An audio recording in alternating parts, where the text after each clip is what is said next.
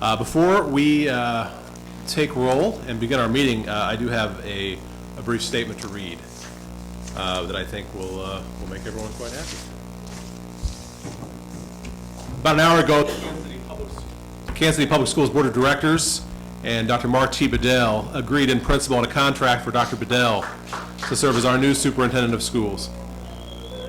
More detail will be provided. Thank you. Yes, you can clap. It's a good idea. It's a great thing for Kansas City.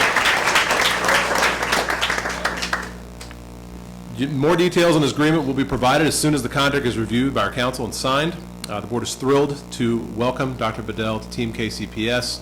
As my colleague mentioned, the vote was unanimous. As this process moves toward conclusion, I want to highlight the fact that this successful search reflects the hard work on the part of every school board member. I particularly want to highlight our superintendent search committee, Ms. Melissa Robinson, Mr. Eric West, and Ms. Patty Manzer. I want to thank them publicly for devoting their time, their talent, and their energy to this important process. Additionally, I want to thank you, the community. When we set out on this road nearly 9 months ago, we created a plan that asked our community to participate in this choice. They answered our call by participating in focus groups, feedback sessions, and community interviews. Finally, I want to express my gratitude to Dr. Bedell for his manner of professionalism throughout the entire selection process. We have great confidence that Dr. Bedell is going to be an innovative, devoted, and inspiring leader. And I'm confident that each of you will enjoy working with him. Thank you very much. We will now begin our meeting. Please call the roll. Dr. Hartsfield. Here. Mr. West. Ms. Robinson. Here. Mr. Oates. Here. Ms. Montero. Present. Mr. Evans. Here. Mr. Rogers. Here. Ms. Manser. Here. And Mr. Heil. Here. We would now look for an approval of the agenda. Any additions to the agenda? Seeing none, please call the roll. Dr. Hartsfield. Yes. Mr. West. Ms. Robinson. Yes. Mr. Oates. Yes. Ms. Montero. Yes. Mr. Evans. Yes. Mr. Rogers. Yes. Ms. Manser. Yes. And Mr. Heil. Yes, that brings us to our first item on the agenda, which is public comment. Each month, the Board of Directors makes time available on our agenda to hear from our constituency. First up this evening, we have Ms. Andrea Flinders. Ms. Flinders, welcome back. As a reminder to all speakers, we have 3 minutes designated. 3 minutes, I will wave at you. Anything beyond 3 minutes, I will wave with much more urgency. And Andrea knows that that's not a problem for her. So, Andrea, Good. thank you and welcome back. Good evening, President Heil, Superintendent Tunis, board members. I come to you today as president of AFT Local 691 to let you know that we stand solidly in support of SEIU and all the members in SEIU. I have 2 things I'd like to ask of you. First, that you ask your administration to finish up negotiations with SEIU as quickly as possible. But more importantly, I ask that you direct administration not to do any kind of outsourcing of our custodians or any other group that works in the Kansas City Public Schools. I think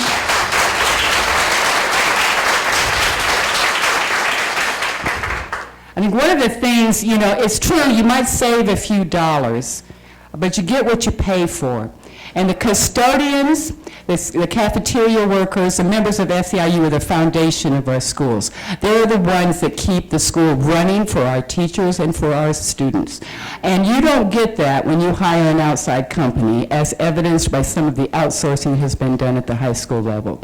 If you compare how clean the buildings are, you'll see a big difference. The people that this district hires to work in our schools take care of our buildings. They have invested in our buildings. And so I think it is critically important that you do absolutely no outsourcing.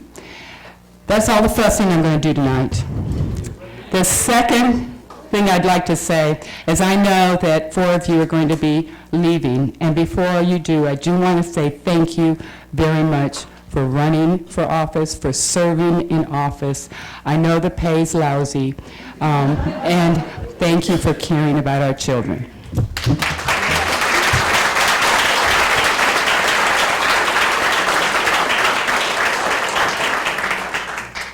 Thank you, Ms. Flinders, and that will be enough compliments of board members for the evening. Thank you. Next up this evening, we have Lisa Henry Bowen. Ms. Bowen, welcome back.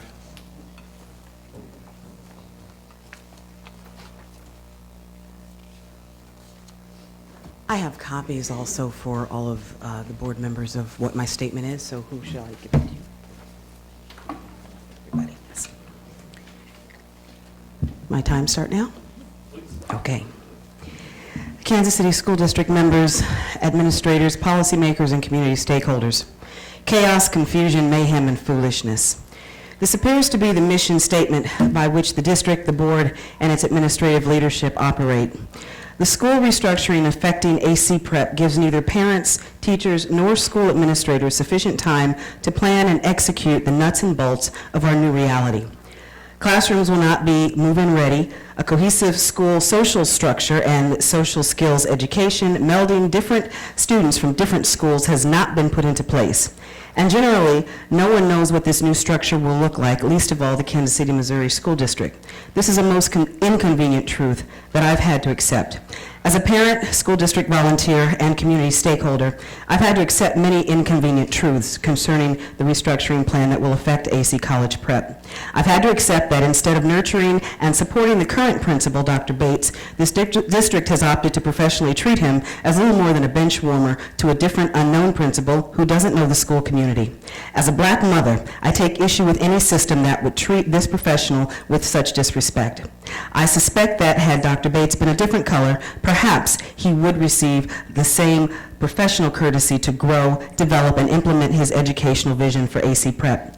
The fact that Dr. Bates has addressed 4 essential mandates, a decreased suspension, increased attendance, improved culture and climate, and improved science scores, appears to be of little interest to a district which claims to pride itself on excellence for our community's children. Matter of fact, I question if this district has the necessary infrastructure and will to welcome and embrace real excellence that would help our children compete globally. I volunteered at AC Prep this entire school year in some capacity or another, and I have observed Dr. Bates in action. This is a man who cares about our community's children, how they are being educated, and wants to provide them with the important skill sets they will need to navigate this global economy. He has an educational vision for our young men and women. I've had to accept that once again the first week of school will be unnecessarily chaotic and unproductive because this district did not care about the timing of this restructuring and how it would affect families. Moreover, it did not have the professional acumen to plan ahead and have an implementation plan at the ready given the lateness of the hour. One item I will not accept, however, is the manner in which this transition plan is being handled and the people who are not currently at the table. I am here to give voice to the interests of my community, the black community. Before the spring break, I asked who was part of the restructuring implementation committee putting together the policies and procedures by which AC Prep in its new configuration would now operate. I was told that no one from AC Prep teaching staff, no administrator, nor any parents have been invited to the table to oversee this important step in the transition. This is unacceptable, and I will not accept this. Here is what I need to see immediately. A permanent position of oversight, input, and implementation needs to be given to the following individuals: Dr. Phil True, Dr. Gwendolyn Cook, and Ms. Martha Thompson. These are professionals in the area of ensuring our children thrive educationally and have the skill sets to compete globally.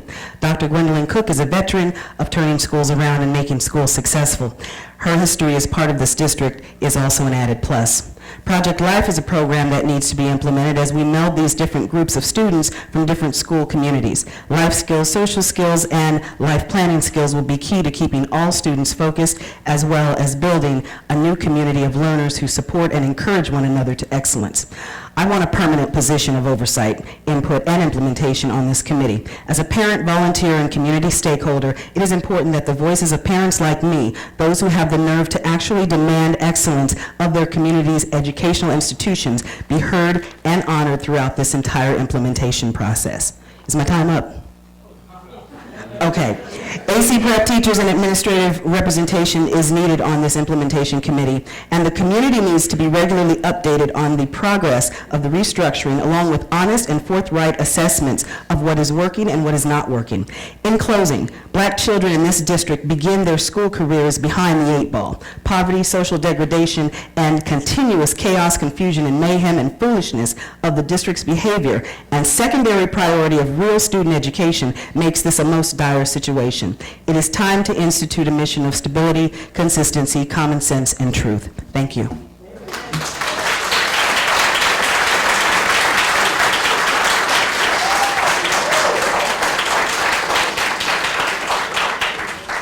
Thank you, Ms. Bowen. Next up is Ms. Lindsay Walker. Ms. Walker, welcome. Hi. Good evening. So thank you for giving me the opportunity to speak. I'm Lindsay Walker with the Service Employees International Union Local 1. I think I've communicated with most of you on our efforts to preserve quality wages for SEIU members who work for the district.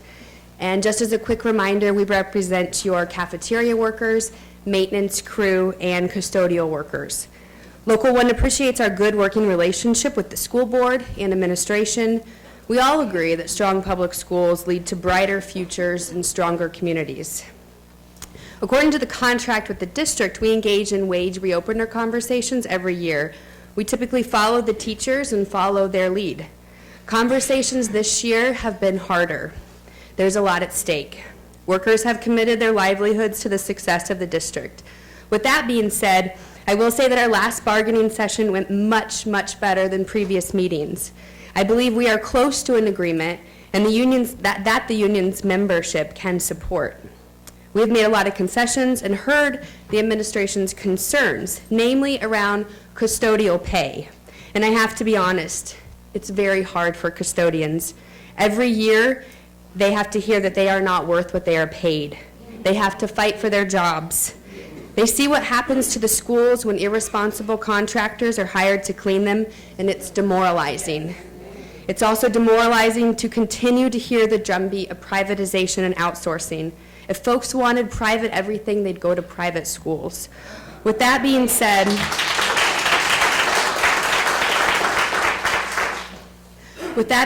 I think we're close to an agreement. And I also want to mention that whereas the union never supports people losing their jobs, but if it is the decision to outsource part-time custodial work, it is the union's official position that it must go to a responsible contractor, one that treats workers with dignity and respect, pays quality wages, and gives access to benefits. Of those that bid on the district's RFP, only Citywide and ABM meet those requirements. We have all witnessed what happens when you go with the lowest bidder. We urge the district to choose a responsible contractor. Your workers deserve that, your teachers deserve that, and our kids deserve that. In hearing the district's concerns about top wage earners with decades of service, we have proposed alternatives to across-the-board wage increases for the top scale wage earners, but we remain committed to workers receiving living wages and be given support for their commitment to the district, because that's fair. That's what we all want, is fairness, to be treated fairly, to know that if you give your adult working life to an organization, that you'll be treated with dignity and respect, that you matter.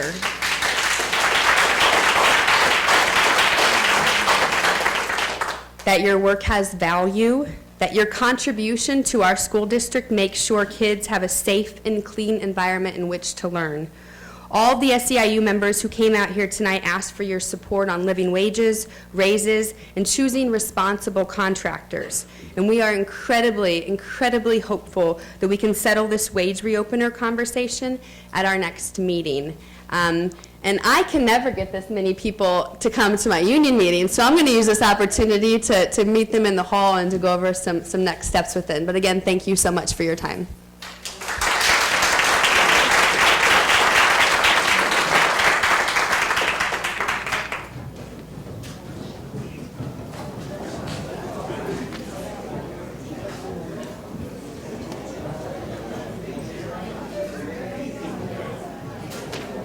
Next up on our speakers list this evening is Mr. Tom Love. Mr. Love? There you are. Mr. Love, you have 3 minutes.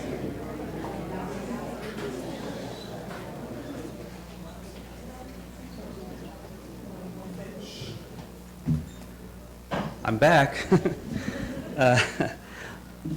I'm excited to see the Title I funding report here. This is great. I appreciate Dr. Murillo and I guess Dr. Davis. I don't see her here.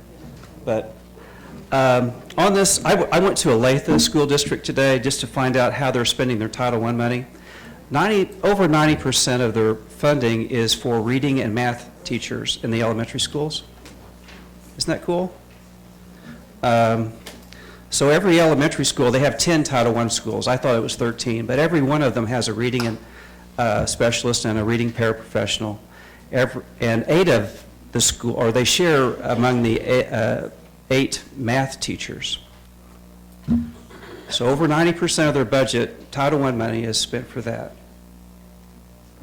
Here we have $9.4 million, and we have 4 reading specialists for 24 elementary schools. And our reading scores are so bad. I don't understand why we continue to not give the federal funds that's available to the students. And so I would ask the district to look at a policy that would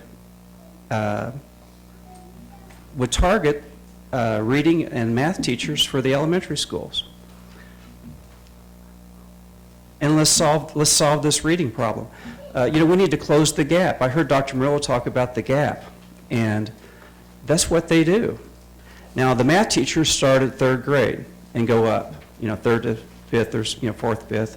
And the reading teachers will start down in Olathe, they started 1st grade, but other districts will start in kindergarten, and they close the gap. Now, the other thing that we have to look at is the kindergarten students. If you remember, Dr.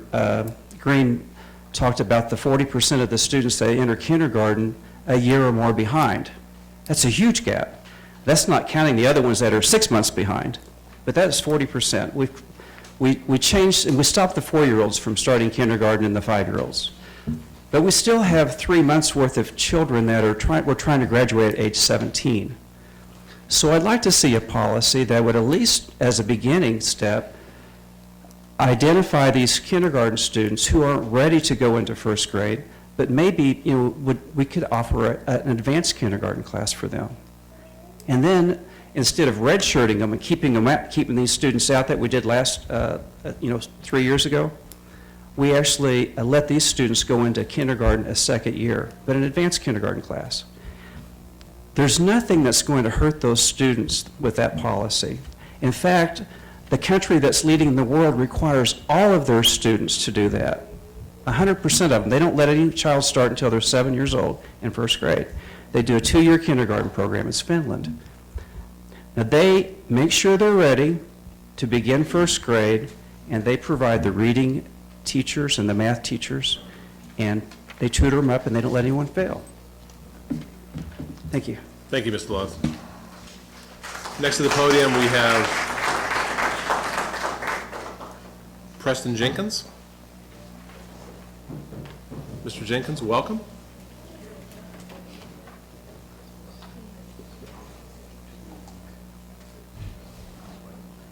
Yeah, I just came down here to speak to y'all once again. I was sitting there listening to the lady with the union workers, and I was thinking when I was coming down here, we all got to figure out what we want in life. I know some of y'all get on the board to, for patronage and different things, and I know that goes on. The bottom line is that, and I keep reiterating, until we deal with the civic leaders of this city, like the Downtown Rotary Club, the Kansas City Civic Council, nothing going to change. I seen the lady all over ran, they left out behind her. They fixing to have an earnings tax. Okay, we get an earnings, okay, first thing, we have an earnings tax when inner city schools are subsidized. We don't People sit on this board, don't ask where money is going. We get all this tax revenue, we subsidize, but everybody wonder why things are being cut.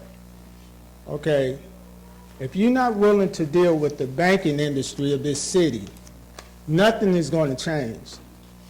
What you're seeing, I spoke to the city council, and I've been down here numerous times and spoke to y'all about this. Nobody's willing to address these issues with the downtown Rotary Club. They're the ones that sit on these bank boards and control how money is allocated in the inner city.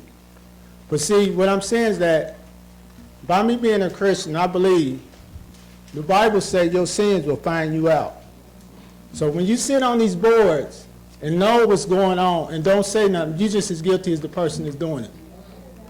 So I'm going to say this. I'm not going to bite my tongue because a lot of people come down here and they play games. These people left out of her, following her outside.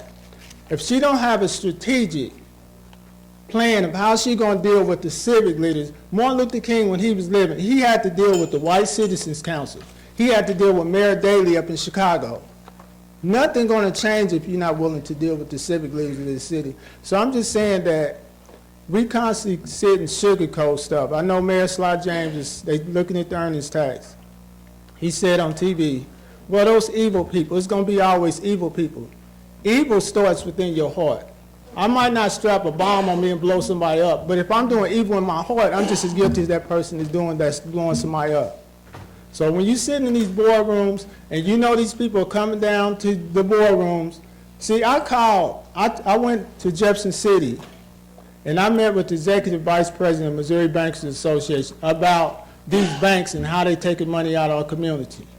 He sat there and told me, he said that, well, you have to go back and talk to your city officials because they're the ones.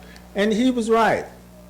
Because banks are in the money to make money. They said, I was listening to 98.1, I'll be through. They said last night, North Kansas City they have so much economic development that they're running out of money, it's space to build stuff.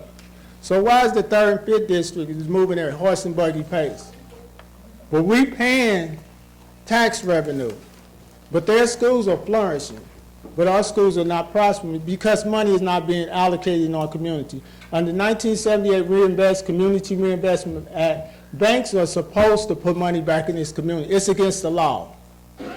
And one thing about the civil rights struggle, I spoke against Black Lives Matter. You know why? Because you don't see none of them down here at the school board meeting. You don't see none of them dressed in the city council. Okay, you can protest, but if you ain't willing to take legal action against legal stuff going on in your community, you ain't doing nothing but blowing out steam. They left out of here.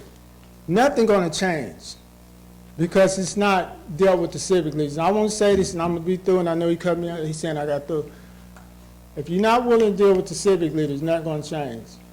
And I'm just saying, all you ought to sit on this board and accept patronage and knowing it's wrong, just to get a position so you can go to these dinners and some high society dinners, it's going to come back. Because the Bible says, whatever you do, you're going to reap. Thank you. Next up, we have Lauren Witters.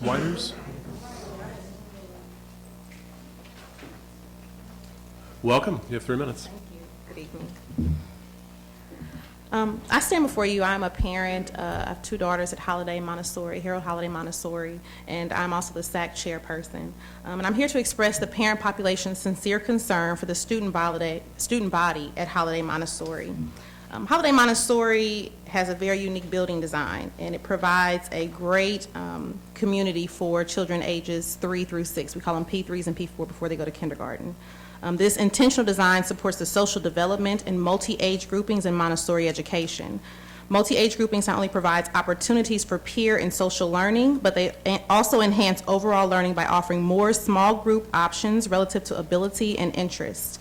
This allows our students the freedom to learn and explore new things beyond their traditional grade level. Montessori education provides a unique learning experience in comparison to traditional classroom learning, one that is supported by empirical research to develop the whole child in both practical life and subject matter. And we as parents at Harold Holiday value this learning experience that is afforded to our students, and we want to see it continue. To carry out the specialized education, classroom teachers must be Montessori certified. Montessori elementary teachers are often referred to as enlightened generalists, as they instruct students for 3 years at a time and possess a broad knowledge base to connect a child's developmental imagination and abstract thinking with concrete hands-on material that supports learning. The Montessori certified teacher is instrumental in facilitating these varied learning experiences in an effort to develop the whole child. We are concerned about the future of the Montessori curriculum in Holiday because it's threatened by the lack of Montessori certified trained teachers. For example, of the 6 lower elementary classroom settings, only 2 are staffed with Montessori certified teachers. In addition to the inadequate number of Montessori trained teachers, other contributing factors warrant a valid concern for the future of this curriculum, including the number of teachers who are at or approaching retirement age, the decrease in student enrollment of P3s and P4s due to insufficient Montessori trained teachers. This impacts the lower and upper elementary student populations. As the Montessori education builds from one tier to the next, it's essential to have younger population to transition to the upper elementary. Lower and upper elementary students leaving and going to charter schools and other school districts because parents feel their children are not getting the education that the Kansas City, Missouri School District promotes, as teachers are not Montessori certified. Holiday Montessori is one of 2 signature schools in the Kansas City School District that promotes a Montessori philosophy-rich education. The other is fully staffed with Montessori trained teachers and as a result has not experienced the decrease in student enrollment that has plagued Holiday.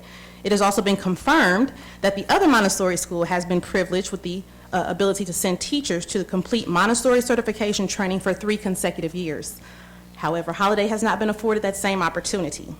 What are the bases of the disparities between the 2 schools? Only a question that you all can answer for us. Both schools are within the same district and employ the same educational framework. However, it appears to be an inadequate distribution of available resources. I know I'm at my 3 minutes. Give me about another moment, please. I stand here before you today because we care about our children's education and we're greatly concerned about the future state of Holiday Montessori. We implore you, the board, to help us ensure quality Montessori-based education for our children, ideally providing funding for increased training and certification opportunities for non-Montessori certified teachers, enhancing recruitment efforts towards Montessori certified teachers, and allowing teachers who may not possess the state of Missouri teaching certification but are Montessori certified to teach in the classroom could resolve one of our issues. What actions is the board willing to take, and what are you able to do to assist us in this cause? Does the Kansas City Public School budget for specialized training for their signature schools? If so, what is the process to request these funds? There are some questions we have been unable to get definitive answers about, yet the answers to these questions could resolve all of our issues. The SAC committee, the entire student and parent body, as well as the Holiday community at large, is fully committed to doing what it takes to ensure Holiday can continue to provide a quality Montessori-based curriculum for years and decades to come. We hope that you will join us in pursuing this goal, and I have a copy for each of you to read after the meeting. Thank you.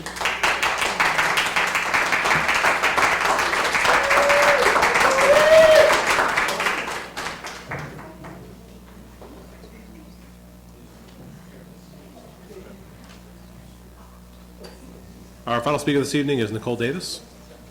Ms. Davis?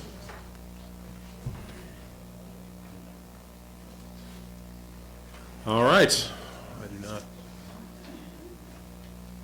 I do not see Ms. Davis, so we will move on to the next item on our agenda as soon as I get through my paper up here. It brings us to the Board of Directors report. This is a chance for us to hear from a new presenter this evening. Mr. Matthew Oates will be presenting our R&E. Mr. Oates, the floor and the hot seat are yours. Thank you. So we will look over the monthly financial report as of February 28th. Looking at the first slide here, obviously we have revenue at the top, expenditures at the bottom, and so just going over the local, county, state, and federal sources of revenue. We are, our Amendment 1 budget was $168 million roughly for local. Year to date, we have spent $148 million, and that represents about 88% of our budget, which is pretty much on track with last year. When we look at the county the county revenue, excuse me. If you will take note, the year-to-date for this year is almost 4 million. And last year at this time, we were at just under 20,000. The reason for that discrepancy is we got our utility tax revenue early from the county. Normally, we receive that in March, but we received that in in February this year. So looking at the next line, our state, both numbers track from this year and last year as well. And then when we look at our federal revenue, this year to date, we've received 27 million. Last year at this point, it was 23 million, and the reason for that discrepancy, or the reason for that difference, excuse me, is federal signature improvement grants that we received early this year.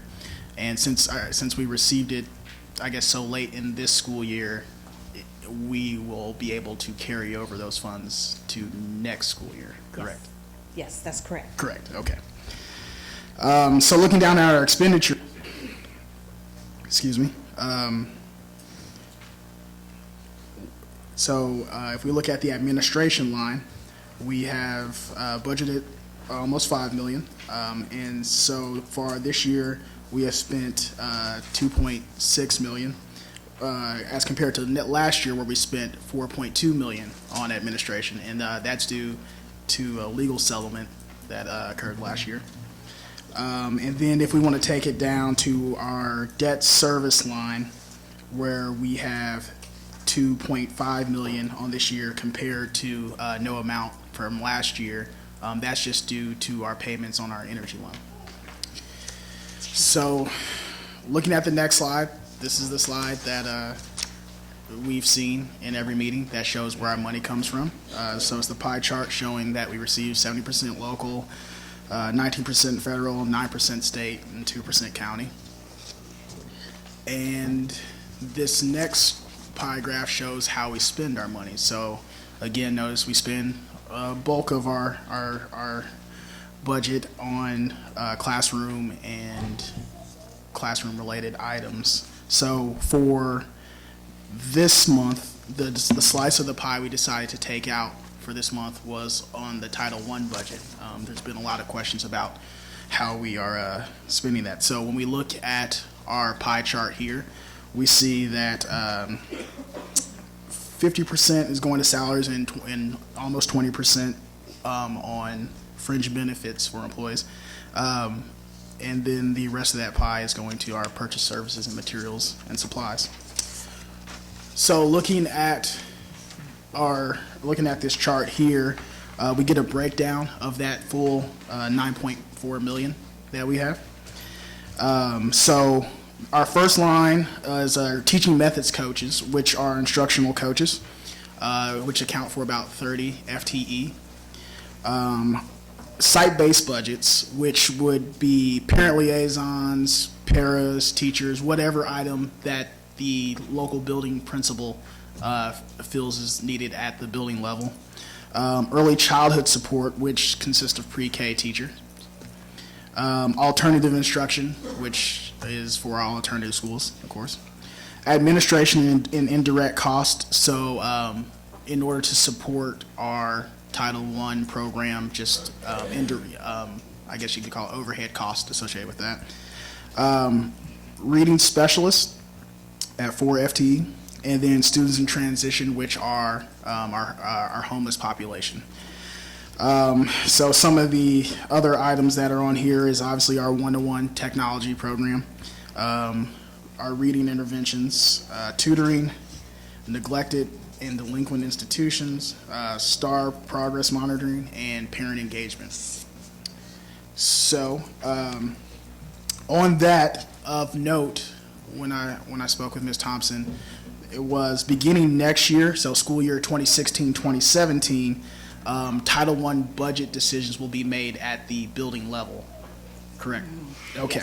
Yeah, so they'll be made at the building level. So principals will have the opportunity to decide how their finances are best spent, and so I assume they'll see a lot of visits from Mr. Love. as well. So, on the revenues and expenditures, obviously, we are well above, our blue line's above our red line, which means we're good. Our revenues are well above our expenditures. And a note that Ms. Thompson wanted me to pass along was tomorrow night at Purcell Academy at 6 p.m., we will have a community presentation for the fiscal year 17 budget. So I would encourage everybody to come out and learn money math. So, are there any questions at all? We'll go Mr. Evans and Dr. Hartsfield. I see reading interventionists and I also see reading specialists, and I have to refer to Mr. Love as well. Does he know something that we don't know? Are we spending enough money in the reading area? Are we hurting in that area? What is it about?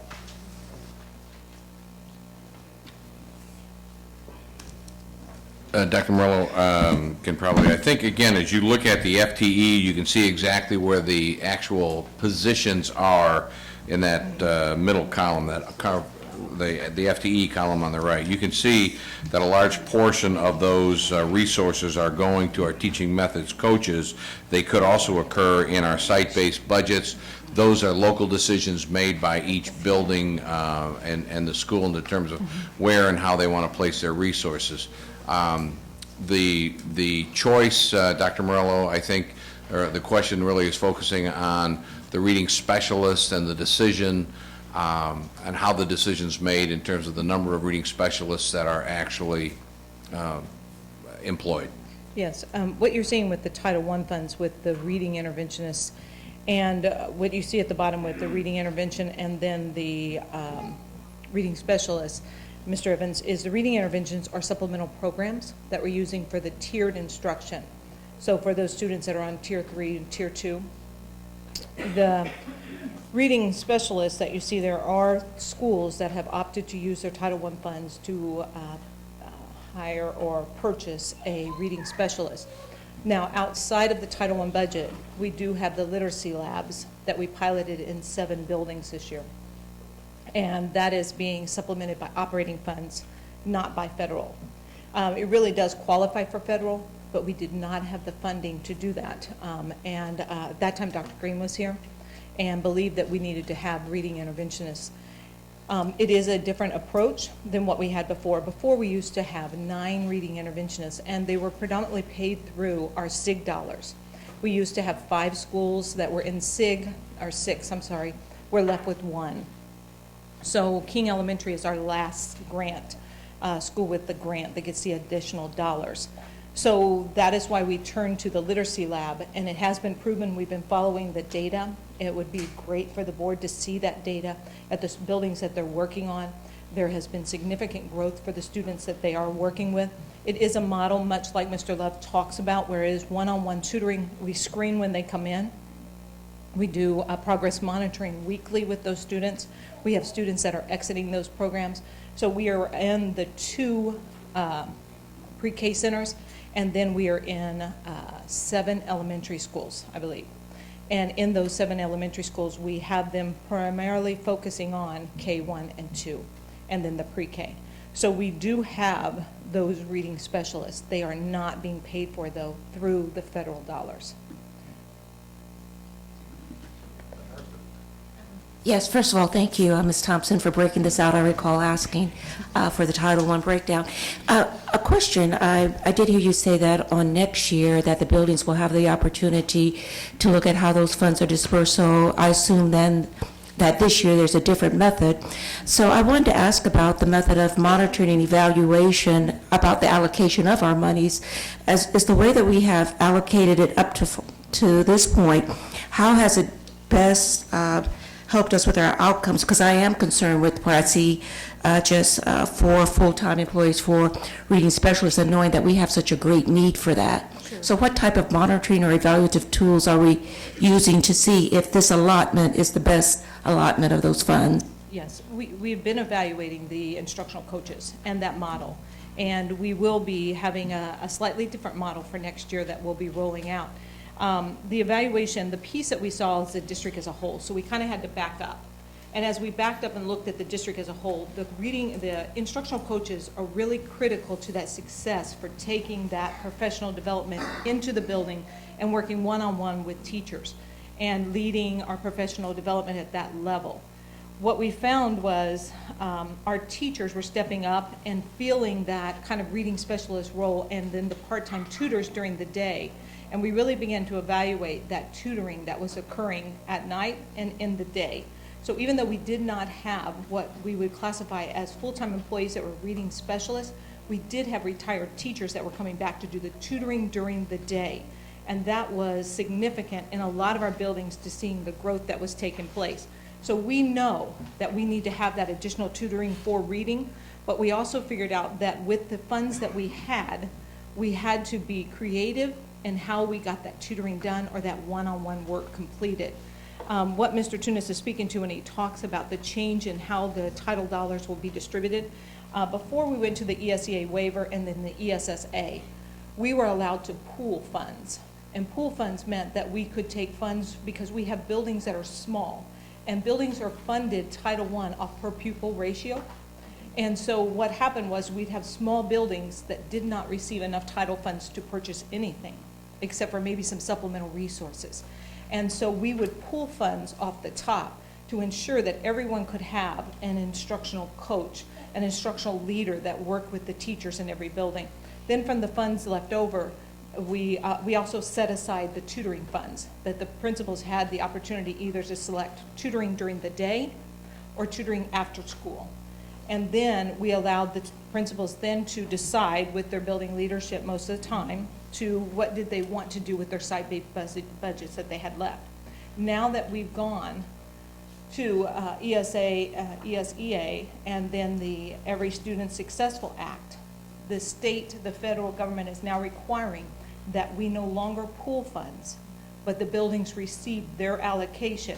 Now that's going to hurt some of our buildings because they will not receive funds, enough funding to be able to purchase a full-time FTE. So we are working through a new model that I presented to Mr. Tunis this week to ensure that we have that support at every building. So as Mr.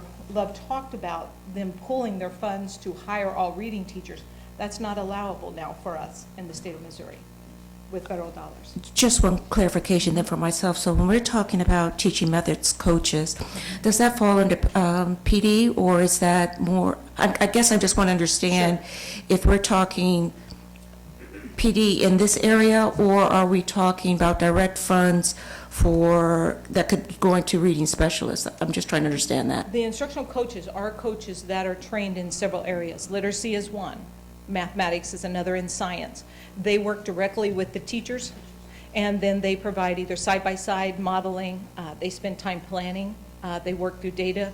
So they do a broad range where reading specialists would only be what we're seeing in the literacy labs. And I've also asked Sarah, who's over our literacy lab, to open up a time for you all to visit one of the schools and see that program and see how they pull the students out and do the tutoring. Mm-hmm.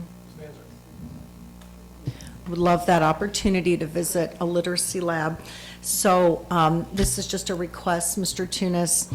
We were keenly interested in what's going on in literacy and reading development in K1 and 2. We know that's important. We know there's community-wide interest in this.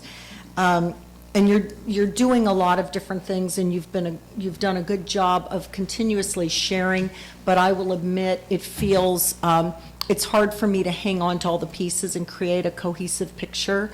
So I don't know if this is possible, but it'd be really awesome if at some point you could figure out a way to visually draw some kind of schematic that would help lay out the vision of how these elements are coming together to create a sort of cohesive focus on literacy in the early grades, just because we hear about all these components, but just, again, it's very hard to place that all together. And so that's just my request to you. I don't know how good you are at drawing, but let's see. really, I don't do that well at it at all, but I do know people that do. So we'll put, I think it's a very reasonable request, and one that if we can do it in a graphic way that makes it somewhat simple for anyone to be able to pick it up and understand how that's coming together.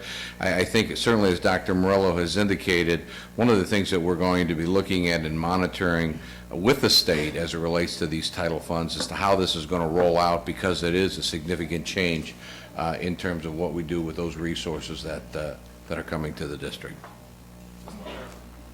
Dr. Murillo, or just kind of piggyback off of Dr. Hartsfield's question of the literacy, are they being paid out directly from what I thought they were being paid out of Title I funds, or are they being paid out of the PD funds under Title? Who are you the other title? referencing? Just the last section that you spoke about your literacy, your reading specialists. In the program of the literacy labs? Yes, so are they? We have a grant for half of it, and we're picking up the other half with operating funds. Oh, so it's not even under Title I funds at all, or professional development? Here, yes. Okay, great, thank you. Because there would be 18 if you saw those listed there, on top of the 4.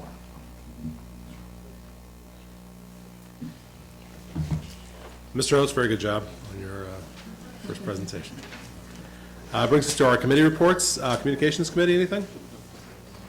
Yes. The Communications Committee met last week, and excited to share with my colleagues that, as you've heard, we've talked about over time the desire to hold community education forums on topics of high interest, both to us as board members, but also to the larger community, to answer questions where we've had a lot of questions raised to us and concerns. And so we've identified that first topic will be early learning. It will be a public forum. It'll be a kind of an education night. It will be open to the entire public, so students and families and other interested individuals. Tuesday, April 19th, and that will be held at Richardson Elementary. And there will be a conversation with some outside guests talking about early learning and the opportunities it presents. And we'll also have an opportunity for members of the administrative team to talk about what KCPS is doing in that area right now and the potential that they see coming. So there will be work coming out very quickly to start to promote that, but it will be April 19th at Richardson Elementary. Our next off-site board meeting will be held on June 8th, and that will be held at Manual. So we'll be at Manual Technical Center on June 8th, and that will be the next meeting, and there will be an off-site meeting in the fall, and we'll announce a location over the summer.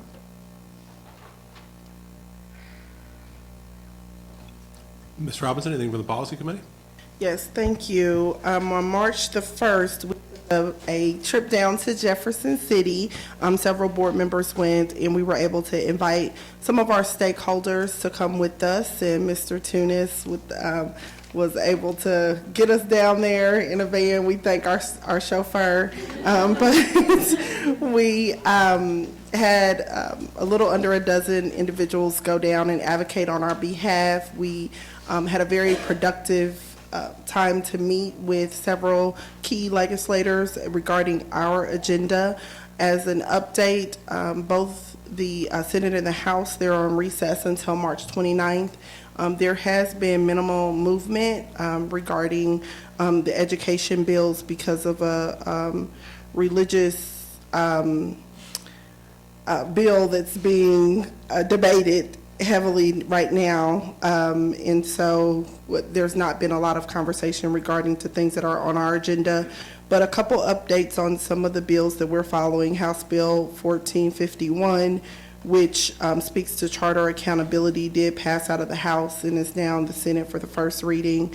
And then House Bill 1945, which has to do with the funding formula, which I understand the governor has made some remarks regarding that there won't be any changes to the funding formula, but it's continually being debated in the House currently.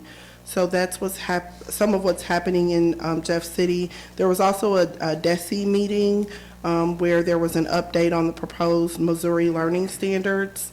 And so if that information could be sent out in the Friday packet and maybe give the lobby committee an opportunity to learn more about that in case there's something we need to bring before the full body into the community. I believe that there's some interest there.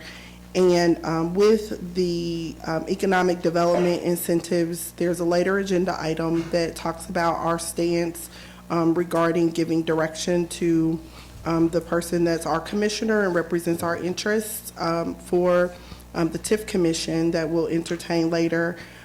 We have had some conversation, or our team has had conversation with Councilman Quentin Lucas, forgive me, regarding a committee substitute to the mayor's ordinance regarding economic development incentives. So at a later date, we can talk more about what that committee substitute would look like and how that would best benefit us and our interests. Thank you very much to both of you for your continued leadership on those committees. That takes us to the superintendent's report. Yes, thank you, Mr. Heil. Members of the board, we have two brief presentations that we want to bring the board up to speed on.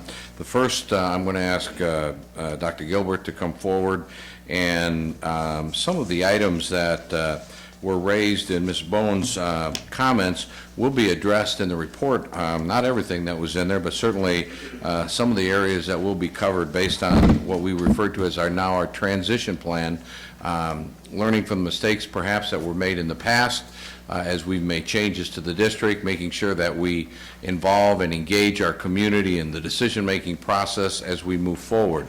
Also, I think even though this is not directly involved in our transition, other comments that were made this evening regarding our Montessori program, Ms. Collier, our Director of HR, is working closely with Dr. Davis in our Professional Development Department to focus on training, Montessori training for our teachers, not just at Border Star, but also at Holiday as well. And we'll provide additional information to the board regarding what that is looking like and how that is coming together as we prepare for the next year for Holiday. And we'll follow up with Mrs. Whiters as well. So with that, I'm going to ask Dr. Gilbert to begin with her brief remarks about the progress that has been made since the board's approval of the master plan as we move into the transition plan, and hopefully we can answer any questions that you have and certainly take any suggestions and as we move forward. Thank you, Mr. Tunis. Good evening, Board Chair Heil, board members, cabinet, and friends. We have been extremely busy with our transition plan. Since the day that it was approved, we have been very hard at work. We have had very targeted communications with KCPS families. We've divided this into phases. Phase 1, all district parents received a letter explaining that the master plan had been approved. We also created a one-page summary document that we distributed at the DAC meeting on March the 3rd. We've also distributed to principals.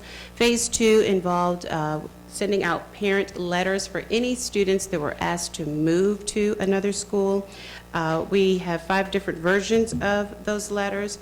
This excludes our exceptional education and our ELL population, because they will receive an actual letter explaining their new placement as well.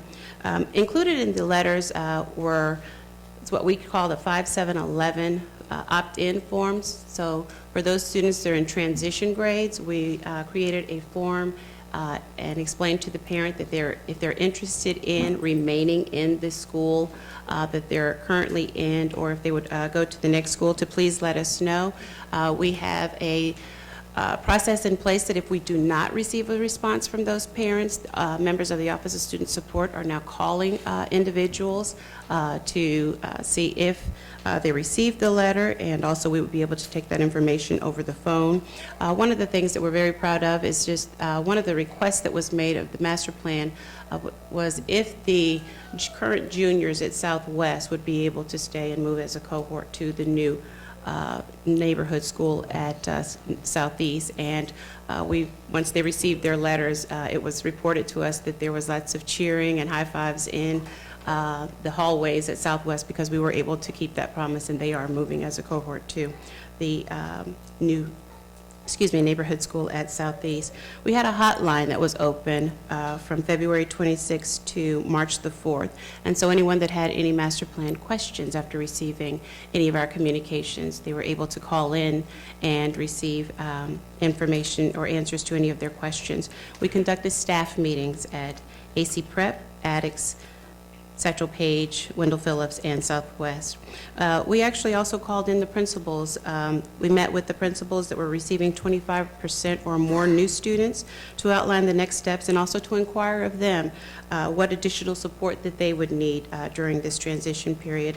We also sent each of those principals in the district, they received a personalized letter detailing the communications that have been sent out to our families and the next steps that they can look forward to. We held an all-day transition planning session to establish the roles, the responsibilities, and timelines for KCPS internal departments to support the process. And I will tell you that there's over 100 action items that are being tracked to ensure that we stay on track and that we're prepared for the fall. We established a master plan information line, and so instead of a hotline and people thinking, oh my God, I need to call right now, or that some of the negative connotations with a hotline, we established a master plan information line. So parents or whomever has a question or just needs information can dial 418-INFO. That's 418-INFO, 4636, and we've had that established since March 18th. It's open from 8 a.m. until 4:30 p.m., and we have trained call center workers on a variety of subjects, and they're open to receive any questions or concerns regarding the transition plan. And also, we have directed communication, so if there's an automated phone line at the schools or any of our district offices, individuals can press 9 and be routed to the master plan information line.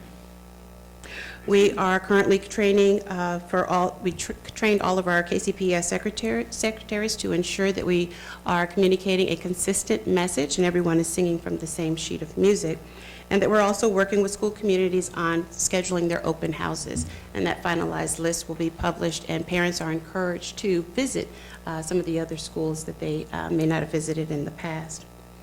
And so as far as the next steps that are concerned, we will have a master plan or transition plan, newsletter that will actually go out each month. We're working on that right now. It will go out next week.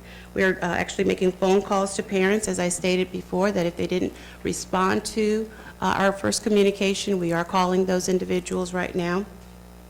We also have our Phase 3 letters that are going out, and these are letters for placement of our specialized populations, so as I mentioned, the ELL and the Exceptional Education Department, and for parent letters for students who will not be changing schools. We also want to let them know what's going on with our transition plan and that where their student will be enrolled for the fall. And so once again, there's 5 different versions of this letter stating that these students will be staying in their current school.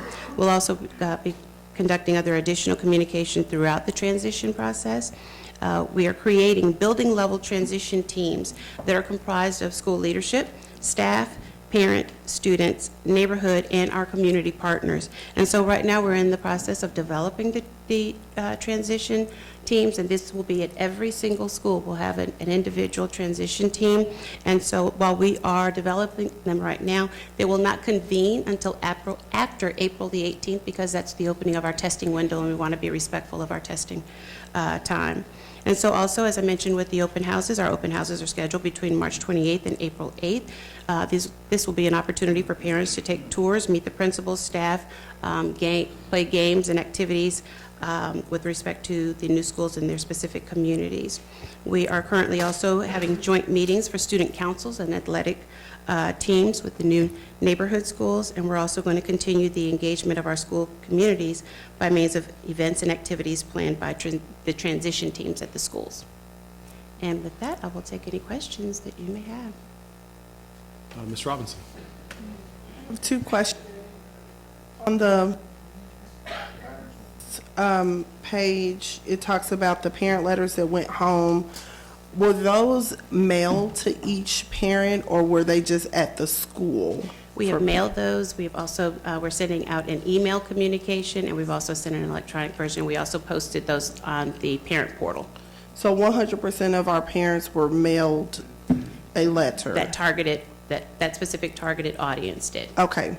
And then one thing was a little bit unclear on the second page where it talks about the phase 3 in terms of parent placement of specialized. So this phase 3, is that when people will know what school they're going to, or when are we going to do that? We've already done that. We've done that in phase Okay. 1 and 2. We've already told that if you are moving schools, we've told you last week and the week before. Okay. This is for the targeted of ELL and exceptional ed, and also then everyone else will receive their general placement letter. So you're not moving schools, but we're letting you know that you're staying in the school that you are. Okay, so everybody knows that. Everyone will get so that. And the open house window seems a little short. Is there a reason why this is so April 20? We actually worked with school leadership, and each principal's pretty much decided what was best for their school, and so that's what we're trying to operate within. I think part of one of the things that I wanted to also address, we're also juggling with testing, and we don't want to diminish the importance behind this testing window that we're now entering. And so we're very cautious about what we do before and what we do after. We don't really want to do anything during and during that window and avoid that time as much as possible. So that's part of the dilemma that we're dealing with and working around this spring. Well, and I think because of all of the transition, and there's a lot of moving pieces, and there's a lot of conversation that's external that's happening that we can't control, it sounds like we have not communicated with every student and family exactly where they're going to go to school, regardless if it's changed or not. So if you're still in the same school, I think because of all the communication that's happening, I mean, we need to be clear so that I agree with you, and matter of fact, probably Lori Garnos is not in the room because she has to be excused because she's working on that role, on those lists right now, and so it is our intention to get those out by the end of this week as well. So I will tell you that the greatest number, if you're moving, you already know that you're moving, but also communicate with those that aren't moving, and that will be done by the end of this week, early next week at the latest. And one last thing, because I think the open houses is an opportunity for us to begin to build the culture that we're trying to create. And so individuals that are staying, they can go to the open house as well, I mean, and begin to bond with some of those families. So we addressed that in the letter and asked that we encourage you to attend an open house. Okay. Mr. Hotz? On the first slide, when we were talking about the Phase 2 letters, I'm not sure if I heard you correctly. Because I know that we had the option to grandfather in, does that letter state that to these families that they grandfather in, and is there a deadline for them to do so, communicated in that letter? Actually, there's two parts to your question and the answer. We allowed them to opt in if they were in a transition grade, grades 5, 7, and 11. We provided an opt-in form with that, and we made it a different color so that parents would notice it. And so they affirmatively said whether they wanted to stay at their current school or if they were going to choose to go to the new school. We also did that for the juniors at Southwest. We created an SW 5711 form. For those students that say, for instance, there was a sibling that's in, a younger sibling of a transition grade student, or someone that elected, maybe I don't want to attend that school. We put in information on our intra-district transfer where we would actually told them that we would begin informing them on April 1st whether there was space available, and if they provided their own transportation, that we would allow them to stay in those schools. Thank you.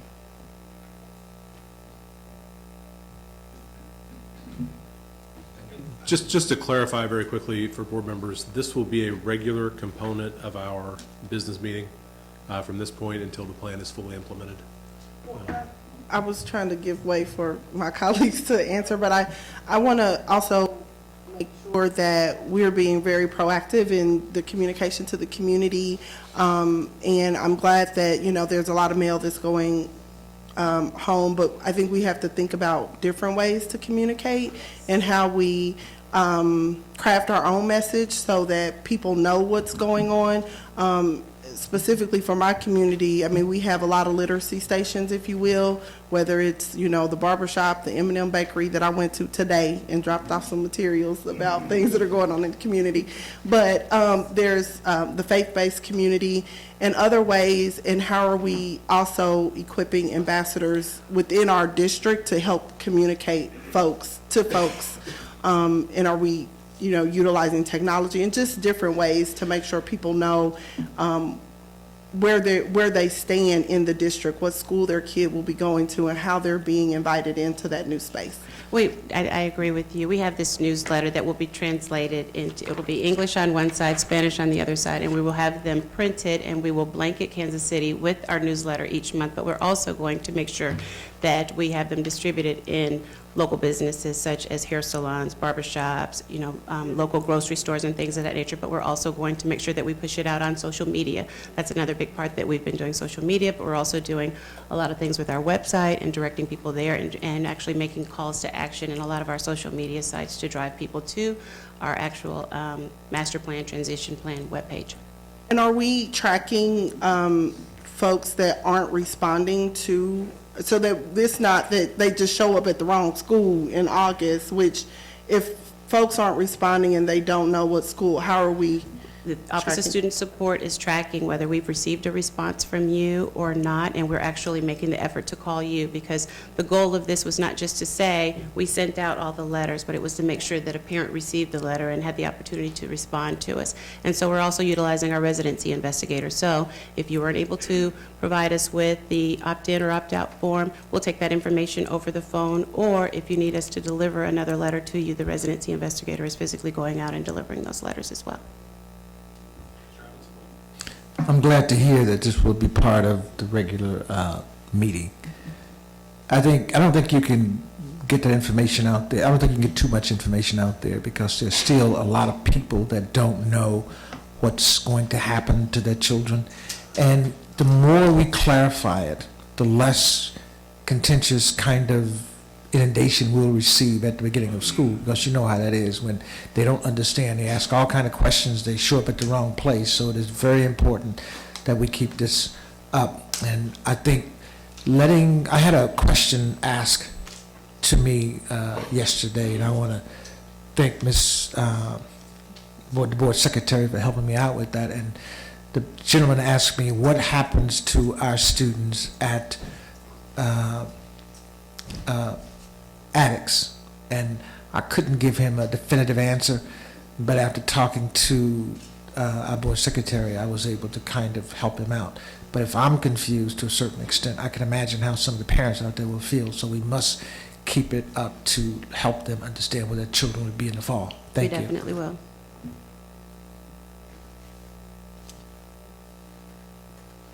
Our second presentation, we have a presentation from City Year, and some of the board members a few weeks ago had an opportunity to visit on site at Central Middle School and see firsthand City Year in action. And I'd like to bring Dr. Miller. Are you going to, or Audra's coming? Okay, Audra, great. If you'd come forward, City Year, and thank you. Well, thanks, Mr. Tunis, and thank you, board members, for the opportunity to provide you with an update on our partnership at mid-year. I just want to provide a brief recap of the work that we're doing at Central this year for those of you that weren't able to join us for the school visit, but then the majority of our time will be spent with Selena here, who's our full-time staff member at the school, providing our actual mid-year impact results to the board, and then also hearing from Michael Chaudet, one of our AmeriCorps members, and then from Principal Williams at Central also. Is this my clicker? Great. So before we talk about the specific work at Central, I just want to very quickly discuss the rationale behind our model, for those of you that might not be familiar. So our model is based off research from Johns Hopkins that shows that there are 3 early warning indicators that a student's going to drop out of school, and those are, as you can see on the slide, poor attendance, disruptive behavior, and course failure in math or English. And this research shows that students with just one of these off-track indicators have less than a 25% chance of graduating. The good news is it doesn't stop there. The research also says that if students are able to make it to 10th grade on track, so not being held back, and, on track in the ABCs and on time, so not being held back, they're 4 times more likely to graduate. And that's actually why we focus our work on helping students get on track and then stay on track in the ABCs. So as some of you may remember, the partnership at City Year Middle School, here's just a little bit of an overview. We launched the partnership the first day of school back in August. We have 9 full-time AmeriCorps members at the school. Some of them are with us here tonight. We have 1 full-time staff member, Selena, who we'll share in a moment. We are providing whole class support and positive school climate activities basically to the entire school. We are also providing one-on-one and small group interventions to a little bit over a quarter of the school. So these are the students that have been identified as off track in the attendance, behavior, and course performance and are receiving one-on-one and small group support from our AmeriCorps members. So attendance, behavior, and course performance. Just to put a little bit into context what Selena is going to share in terms of the results, I want to make it clear what we're actually doing in these 3 areas. An important thing to note is that we have both whole school work in attendance, behavior, and course performance, and we have these focus lists with students that are off track that we're working with. So just a couple examples, in attendance, for example, we're doing a lot of incentive programming. So for example, we have monthly pizza party lunches for the class that has the highest attendance for that month. We did an attend dance which is a play on words, yes, for students that had 90% or above attendance. In terms of our focus group work, we have 43 students that are enrolled in attendance coaching, meet for weekly check-ins, goal setting, and then do informal check-ins with our AmeriCorps members. In terms of behavior and positive school climate, we're really partnering with the Kansas City Chiefs on that work. We've taken 4 different groups of students to the stadium already this year, and we use that really as rewards for behavior improvements on the students. 10 students actually got to come out onto the field with the City Year team back at a game in October and actually be on the field as the Chiefs ran out onto the team. And I think Principal Williams is actually going to share about one of the students that did that. Yeah, exactly. We didn't invite the board to that, I apologize. And then our focus work in behavior, we have 37 students enrolled in our leadership development program, and our AmeriCorps members work weekly to go over lessons that are focused on social emotional learning. We've been meeting with Dr. Cordoba and his team to make sure that we're aligned with the social emotional learning of the district. And then finally, course performance, we provide homework help and tutoring 3 times a week during after school. We have an average attendance of about 30 students. We provide whole class support so that teachers can differentiate their instruction. And then we also have 57 students enrolled in one-on-one and small group tutoring in ELA and math.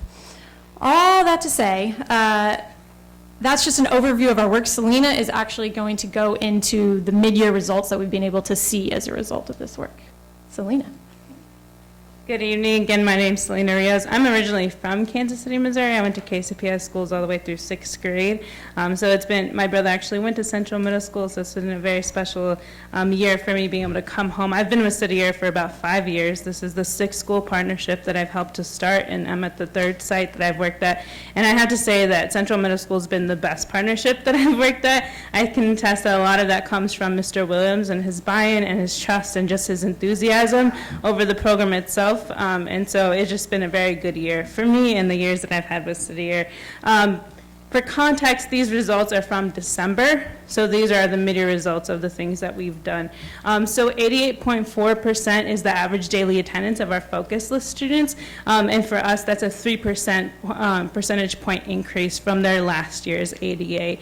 Of the focus list students that we've seen that have shown growth in the first semester, the average increase was 7%, which for us is a very significant amount. We have about a 2% growth goal, so 7% is far exceeding exceeding what we expected to have. And 23% of our focus list students have gone from off track to on track. So that means they were below 90% average daily attendance, and at the mid-year point, they were already above the 90% goal.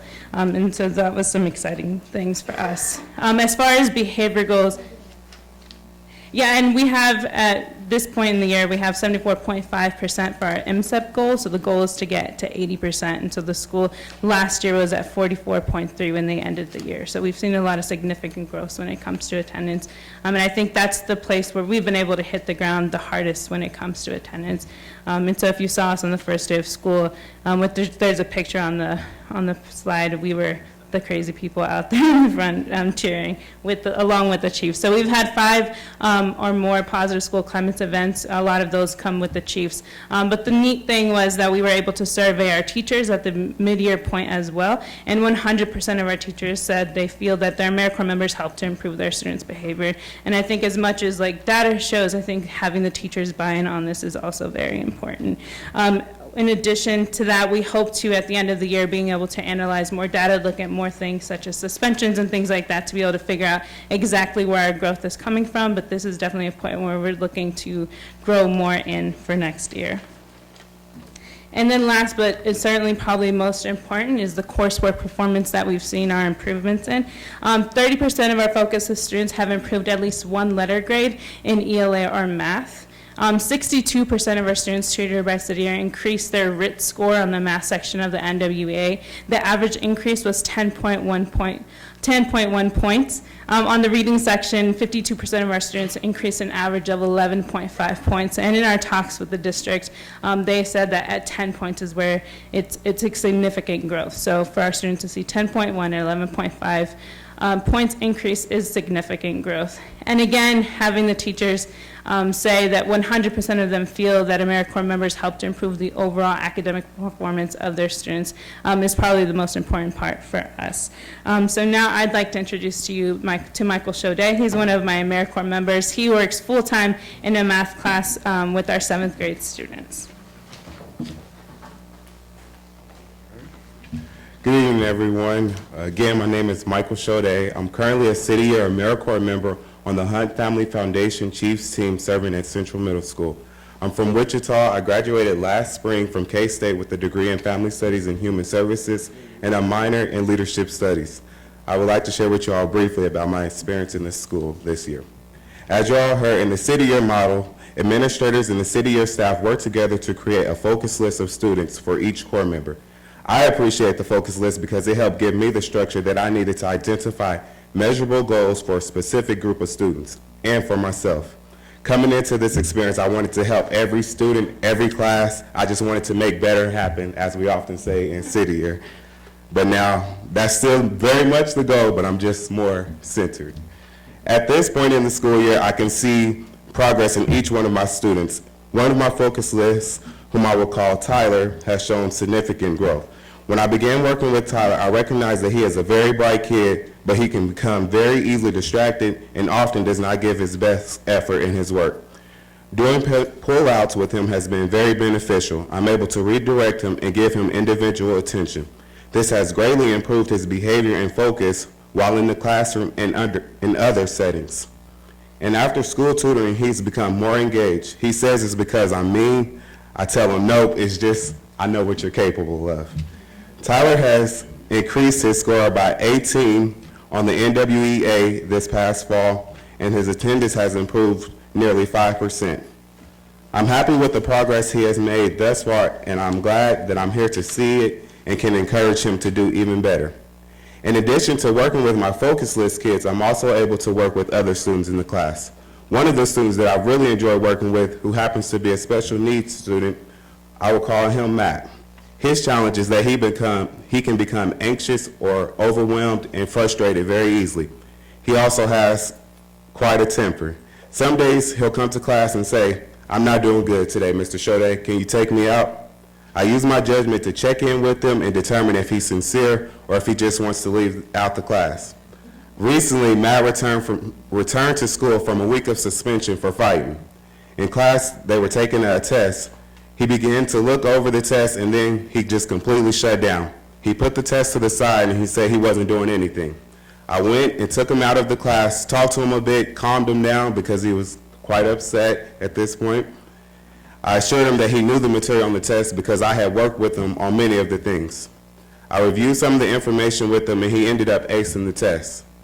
Working with Matt has been very rewarding for me because it helped me realize that I want to be a special education math teacher.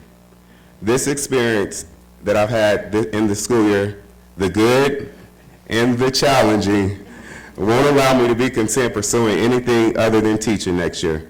I'm currently exploring options that will allow me to begin that journey here in Kansas City next year. And now I'd like to introduce Principal of Central Middle School, Mr. Williams.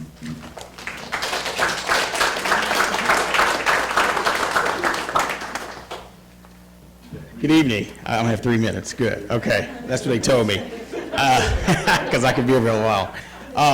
Last year, I remember standing at Central High School talking about bringing City Year to Central. And I remember explaining about our attendance, where our reading was, where our math was, and I wasn't satisfied. And with the partnership with City Year this year, we're the second highest attendance school in the district right now, secondary. We're excited about that. We were 44% last year at this time. We're 74. We're hoping that we can meet our MSEP 5 goal.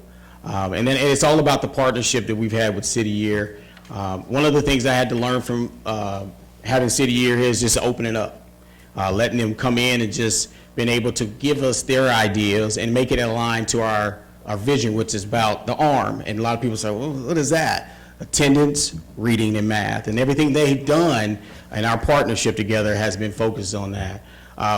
One of the young men that went to the Chiefs Stadium had some issues last year. And you know, we're quite okay with working with students like that because that's all, we're in the business of helping students. And this young man, after he partnered up with City Year as a focus list student, went to the stadium, he was excited. His attendance last year was 67%. He was failing core classes. This year, he's right now at 85% attendance. He's a leader on our student ambassador team. And it has a lot to do with his relationship with City Year and Bree, the sitting right there. Stand up for a minute, Bree, so they can see she's done wonders with him and making him make better choices.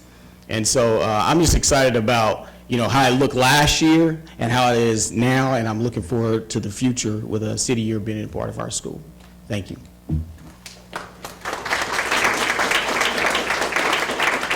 And then this is just the last thing before questions in terms of what things are looking like for next year. So the plan is to continue to partner with Central Middle School. I think Principal Williams would kill us if we didn't come back there. But then expand to 3 additional schools. So Central Academy of Excellence, Northeast Middle, and Northeast High. And I didn't mention this, but City Year's goal long-term is to work in feeder patterns so that a student has a City Year core member with them from the 3rd grade all the way to the 9th grade so that they arrive in 10th grade on track and on time. And then actually we've been working with Dr. Murillo and her team to Dr. Davis to kick off the planning process for these schools next week at a principal summit that Principal Williams will attend and all the rest of the principals so we can really hit the ground running next year. That's what we have. All right, I think we have some questions and hopefully some comments. Mr. Evans, we'll start on your side. Any questions? Dr. Hartsfield. First of all, a comment. I'm very pleased that we have a partnership with you. I know all the representatives who are here. It does just show when you have intentional, sustained presence and interest, and as you said, individual interest, and as you help person realize their ability to attain a skill, the progress that can be made. I'm hoping that we can develop and extend this partnership as well as many other partnerships that we even have with civic and religious organizations, because this is just another example of how all of our students are deserving to be part of a focus group so that we can provide for them the resources that they need to be successful both locally and as a global citizen. Thank you. Thank you. And thank you for the presentation. Tell me again, on the focus list of students, did you say that was 40 or is that the 128? So 128 students at the school are on a focus list. Okay. So 28% of the school is on either an attendance, math, English, or behavior. So as you're working with these students, and I can hear really positive results of that, what is the process of communicating with families, and what role do the city, your core members, have in being creating a connection to the families so that they understand that their student is getting that kind of attention and why? Or is that the role of the core member, or is that where administration steps in? Yeah, definitely. Do you want to talk about that, Selena? I was going to say, I'll give the big picture and then she'll give the example. So that's definitely a piece of our role at the school, is to help sort of bridge that divide between the parents and the school. In a lot of the city or schools that we work in, sometimes that can be a strained relationship. And so we make positive phone calls home, which, these are things teachers would love to do. They just don't have the time. They have so many different students. I've heard several different examples of really cool stories from those positive phone calls home. Do you want to talk about a little bit what else y'all are doing? The attendance phone calls and... Yeah. So we spend a lot of time going to the open houses at the beginning of the school year. I do send a letter home from me to the students just to let them know that we're a presence in the school. This is what we're going to be doing. And a lot of the core members call. We have access to Tyler, so they call all of their students home to talk to their parents and to kind of build that connection. We do make sure that we balance out our negative phone calls or our support phone calls where we need a little bit of extra support from home to get a student back on track with a monthly positive phone call. So we make sure that we're calling home to let parents know, hi, I just wanted to let you know Susie is doing super great and she did this on her test. So that way, whenever we do call for something that's not as great, they're not just always expecting that kind of call. And then for me, I partner with Mr. Williams, and sometimes I'll call home for different volunteer things, or when we had Thanksgiving baskets to give away, at that time I called all the parents that we're in to let them know, just so that they can hear our voice and become a little bit more part of the school. I don't really have a question, but I just want to make the comment that I really appreciated the tour that I was able to go see, and hearing those personal testimonies of those positive reinforcement to the house. I wish I could be like Oprah and say, everybody gets a city air, you get a city air, you and you. So I mean, just seeing those numbers with NWEA, those are huge gains for people that don't know of a 10-point in math. That's like a half a year or more. And then in reading, it just depends where they're at on the scale. That could even be like 2 levels of reading or 4 levels of reading, just depending where they're at, of the contents of books that they're reading and the vocabulary. That's huge. Again, I want to echo the positivity that comes from the presentation. I really appreciate this, and I think that this is a good time for us as we look at our budget for next year and expanding and looking at the share that KCPS is responsible for, so that we know that this is a good investment in our children. And so thank you for the timeliness, and hopefully maybe in a future report we can talk about how this is paid for. And I know that we have sponsorship and a partnership to make sure that this is fully funded. I'll just echo everybody else's comments. I had a chance to sit down with a couple of you all, and so I really appreciate all the hard work you guys are doing. I'm hoping, as Ms. Robinson said, that we can see you guys back here again sometime, maybe after the school year, and we can talk about the full school year results and reports and get a good look at that. But I think that's really great. I wanted to thank Ms. Robinson, because it was your work, I think, that went and looked at some of the things that City Corps was doing and brought the report. Also, Ms. Manser. So I want to thank the two of them for bringing this to our attention. I want to be a little bit more direct. So I think we certainly, this is fantastic. And Audra and your team, thank you for being here and investing in our schools and doing it in this way. I'll be a little more direct. I'm leaving the board. I would love to be part of any effort to potentially fundraise for this or find alternate sources of funding. I do believe this is something that eventually needs to be in all of our high schools and our middle schools. I love the idea of creating a continuum, so I certainly wholeheartedly endorse that, and please come ask me for a check and ask me Yes. my friend. Thank you very much. Great, yeah, just the last thing I just want to say is how wonderful the district has been to work with. Really, the senior leadership in the cabinet, Dr. Murillo, I'm not just saying that because she's here.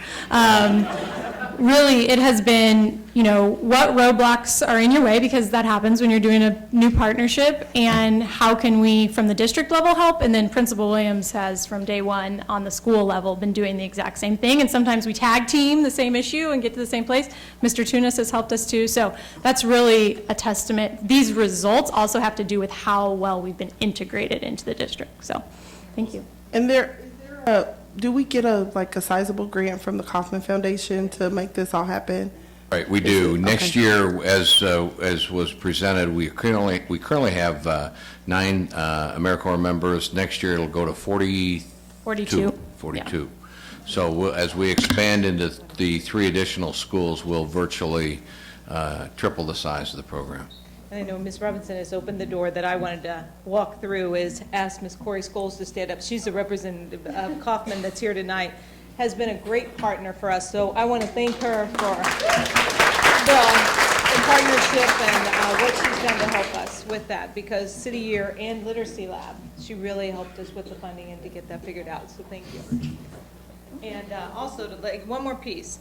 I can't say enough about the attendance and the work that I've seen with these students, going in and watching them work with the teachers and just become a part of that faculty. But last year, we were sitting at 44% at Central Middle, and to see our 90-90 at about 74, that's huge. That is relationships. That is really doing some good work, so thank you so much. Thank you.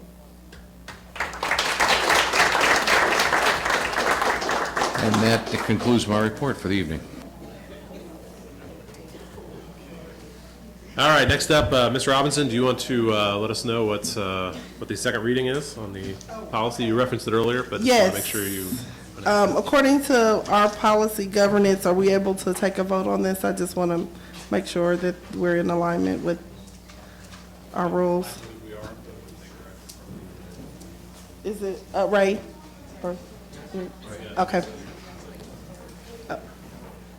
Okay, well, I would like to introduce, you've had an opportunity to review this additional limitation that will be added to our policy governance, 4.11, and this provides some limitations for our administration as it relates to advocating on our behalf related to tax incentives. It's pretty straightforward. I do want to bring out 3 points under number 2. The last sentence that's in parentheses, the but for, as described in a credible official public analysis. Currently, that's not the case in terms of getting an objective public analysis of the but for test, and this requires our administration to advocate for us to make that happen. The point 3, as it relates to supporting development projects and proposals where the incentives or abatements may exceed the length of time reasonably necessary for the project. Oftentimes, the developers don't need the length of the subsidy and the tax incentive that's available, and so really advocating to make sure that that's in a reasonable time frame and they're not getting 20 years when they only need 10, or they're not getting 15 years when they only need 3. So making sure that that's in place. And then, actually I have 2 more points. The pilots is so important, and this is what makes the district whole. And so instead of just giving us a little bit of money in lieu of taxes, we're requiring our administration to sufficiently represent us, making sure that we're offsetting the additional costs to KCPS as a result of the project deemed by what's necessary for us and not deemed by the developer. And so this is extremely important in making sure that we're whole as it relates to the taxes that we're foregoing and that we get that in lieu of pilots. And then finally, unification is so important. I think if we look at what's played out with TIF and incentives in the community over the past 4 or 6 months or so, it's so important for us to cooperate with the other jurisdictions and that we have some unification around these projects. So this is recommended that we adopt this limitation, policy 4.11. Get a motion approved? I'm, yes. Okay. Second? Mr. President, second. Questions or commentary? Just a question. We did not have a tax incentive limitation prior, correct? Okay, and this brought up because of the... Right. Because there was no direction given to our administration regarding how we advocate. On the but-for, as described in credible public analysis, how are we planning on defining that? Because what it seems like, when we read media is that the but-for analysis is almost considered a joke as of right now. So how do we define credible public analysis? And I can let Mr. Tunis take a stab at that as well, but in this current space, oftentimes we're just taking what's been given to us versus that public analysis of having that conversation around the but-for. And so it gives us some additional opportunities to really push the envelope or to test what the developers or what others are saying is truly blighted. But Mr. Tunis, you can maybe. Well, I think your point is well taken. I think this policy is terrific to have this that will guide the administration into the future. One of the things that's the most unfortunate thing, in my opinion, what we have to deal with, and I think that as Ms. Robinson refers to, having the information because it's been presented by a developer. What this is causing, what the economic development tools are causing to public education and other taxing jurisdictions is to literally take us outside the realm of why we even exist.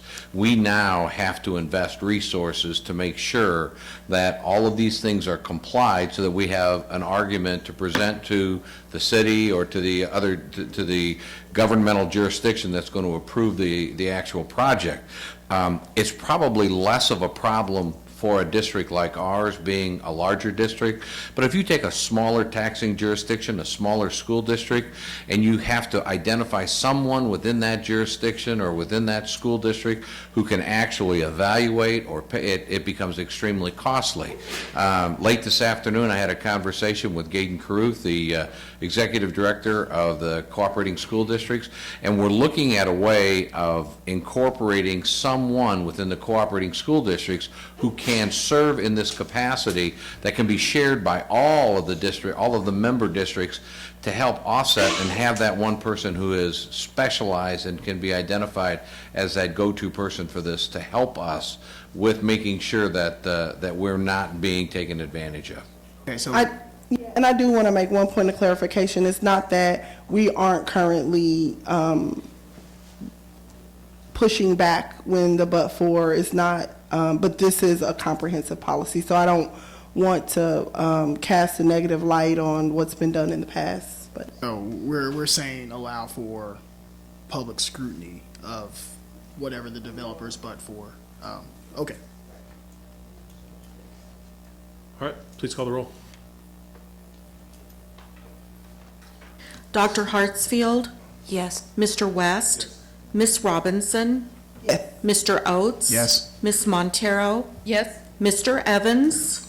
Yes. Mr. Rogers? Yes. Ms. Manser? yes. And Mr. Heil? Yes, the motion carries 9-0. Thank you, Ms. Robinson, for your leadership and work on this. Brings us into our regular business items. We'll look for a motion now to introduce those. so moved, Mr. Chair. We can take them one at a time, so let's go ahead and take that motion as, I move to approve business item 016-S-003-099, HVAC upgrades and improvements to Hartman Elementary and Foreign Language Academy. Second.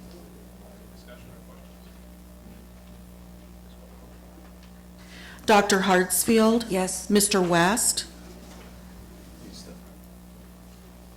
Ms. Robinson? Yes. Mr. Oates? Yes. Ms. Montero? Yes. Mr. Evans?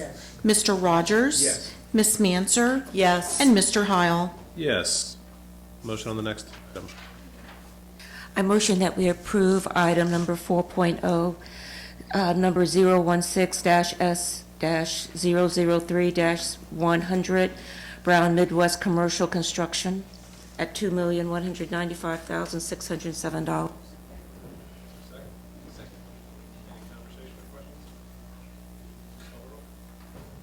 Dr. Hartsfield? Yes.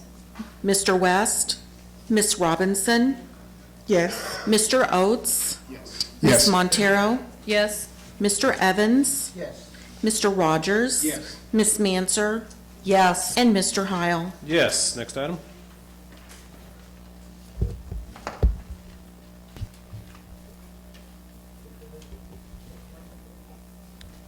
I move approval for 003-018, board resolution honoring Edwin Byrd, who is deceased. Oh, I'm sorry. I move approval, section 003-017, board resolution honoring Kansas City School Crossing Guard Appreciation Day. Second.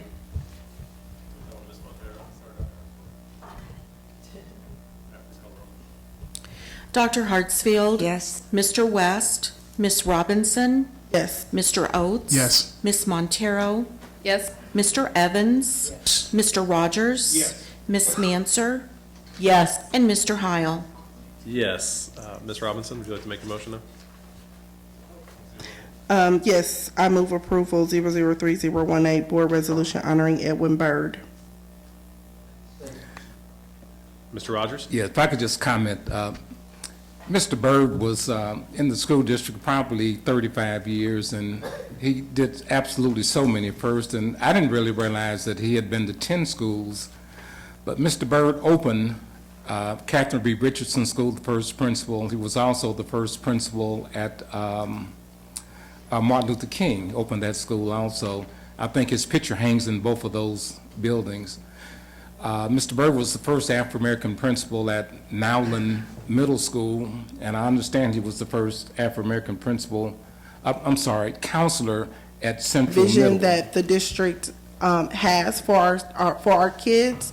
And so as we support and believe in the work that they're doing, they're going to need funds to help to support the not the organization, but to support our teachers that are depending upon the funds to help them provide the innovation.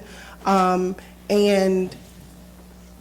so I see it a little differently in that if we want the outcomes, then we're going to have to participate in ensuring that those outcomes are met by assisting, but also that this is going to be revisited every year. This has to be a self-sustaining position. This is not something that's going to happen in perpetuity. It's a shot in the arm to help you get to where you need to be, so that it is a full functioning foundation, but with the full understanding from the foundation that it has to create the revenue to support itself. And so that's why it's going to be reviewed annually. My thoughts kind of were almost exactly the same with Dr. Hartsfield. In my understanding, as there being a non-for-profit, we're going on this MOU agreement with the Catalyst Fund for now 3 years, and I remember the understanding of that they were supposed to allocate and get those funds around the Kansas City community to help really be sustainable and continue the work. But my concern is the same as Dr. Hartsfield, that we're already stretching the administration with the new sponsored charter school we're opening up, the current situation of trying to get fully accredited, and implementing now this master plan as well for the new school year. And so the dollar amount for me, I would need to know how much a percentage of our administration is going to be going towards these efforts. What is that dollar amount? And really just a report of actually why have they not been able to have a part-time or a full-time person that is actually generating that revenue for this non-for-profit. And then there was a language piece in here about, you said about the yearly report. The wording was saying it wasn't like mandatory. The wording was, I was trying to find it here. With the potential to review annually. Number 11, with the potential 11. to review annually. Oh, thank you.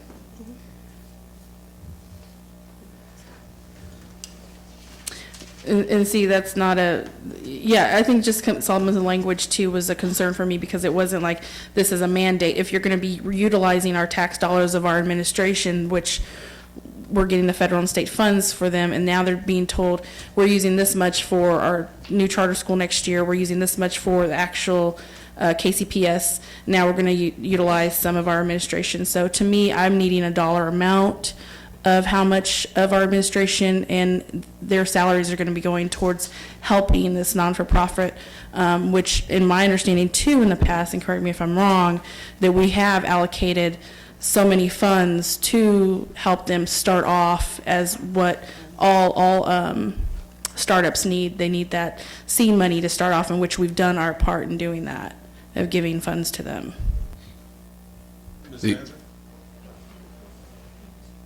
I really wanted to respond back to, because I support the resolution and was part of the conversation centered around identifying resources within the administration to help assist and get this underway. I would tell you I view this as an investment, and I think the benchmarks that I view as an investment is to say that if this position were full-time and we were identifying this position as a $60,000 position and we're looking to use it half-time, we're talking about a $30,000 investment, and using that as an example, then what we expect to see is that there will be $30,000 in return that will come from the foundation back into the district. So even though the district is actually incurring the time from the employee who's going to work directly to get to make the investment, to get them self-sustaining, there is an expectation that there will be a return directly back to the students of this district at a minimum of what the investment is, with the anticipation that it will even be greater than that. And so that's part of the rationale and the thinking that has gone into how do we get from where we are to where we need to go, using that as an investment to find a way so that the foundation will eventually sustain itself and generate their own income. So I think that a couple questions have come up that are worthwhile, which is, one is we should kind of look at an annual reporting of, what's your allocation that you're going to, provide staffing-wise, and a report of the return on that investment. I think that's very important, makes a lot of sense. I also see it as a long-term investment because with this, actually, the creation of an education foundation came up as a prime recommendation in the 2009-2010 strategic plan effort that was undertaken. And there were some individuals, maybe even a few, who were in this room tonight who were part of that strategic plan conversation and did some early research. But it took a while for, I think, those community members to kind of get their legs under them. At this time, if we were not to continue or pursue this, we would be the only school district in the metropolitan area that would be without an education foundation. Even the smallest school districts in our metropolitan area have education foundations. So it is a long-term investment. And so I do support this MOU. And I think that we can also ask for some annual reporting that you all can show us how that year's investment is making a difference. Yes, I do want to make it clear that I am definitely for us having a foundation. That, by all means, I think that we should do it. My question is that, though, this is not a new startup. This is something that has been underway, like she said, for a few years, that has not been able to get its momentum, although it has some persons that have some great outreach abilities to gather the funds. So therefore, at this point, they're coming back to us saying, we need to make that investment. I just don't believe right now we have those extra dollars. There's many investments out here, but you have to have the dollars, not that are your necessary dollars, but are your extra dollars. So once again, I support the catalyst, and I think they do need an executive director, but I think that might be part of some grant writing, fund writing, or something that needs to be done, not necessarily using right now our existing staff. That is the point that I wanted to make.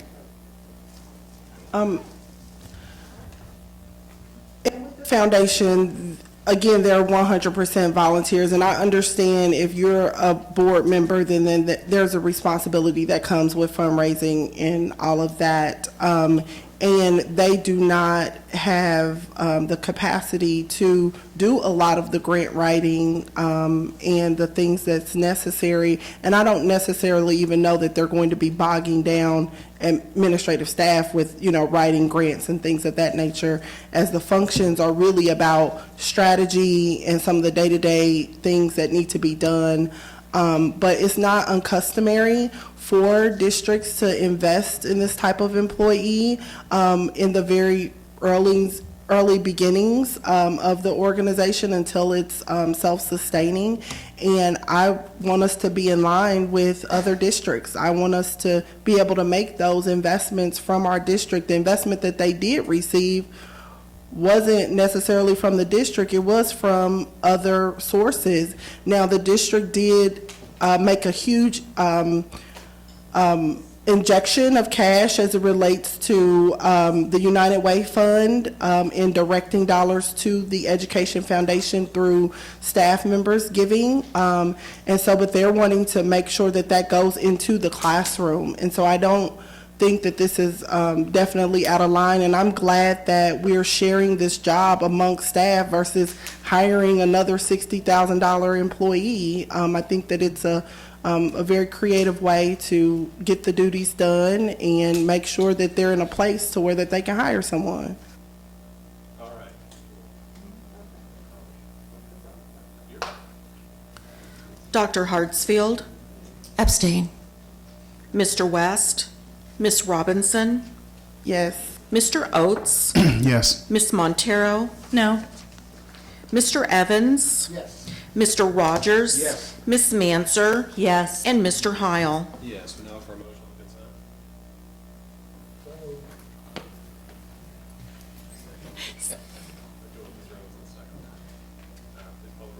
Dr. Hartsfield, Yes. Mr. West, Ms. Robinson, Yes.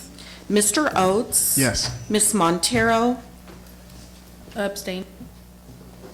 Mr. Evans, Mr. Rogers, Ms. Manser, Yes. and Mr. Heil. Yes, we have, normally we would all be running to the exit at this point, but we have a short piece of program left. So with that, I'm going to say a few words. This is our last meeting.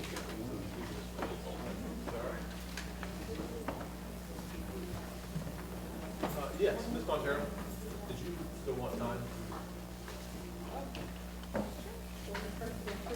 Personal moment of personal privilege.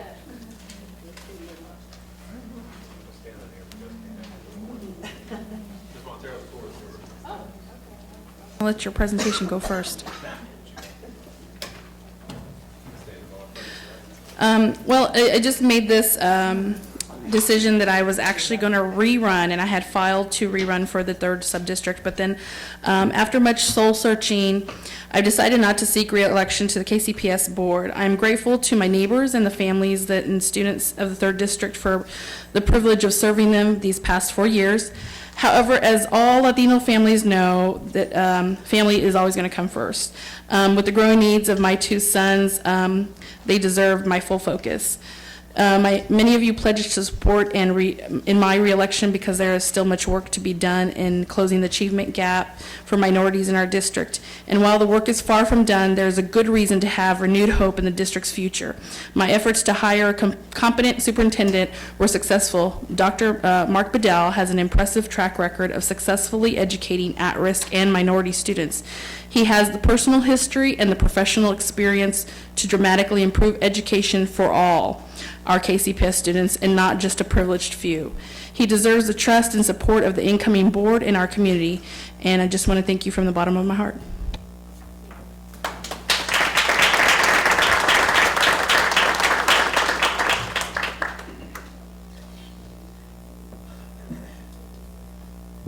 All right, so we're going to talk about NWA results, and I'm going to lead everyone. So as is customary the last couple of years, it's customary for the board chair to say a few words about each member. Ms. Fetty, would you mind coming down here and helping me hand out some hardware? We have some swag for everyone to take home.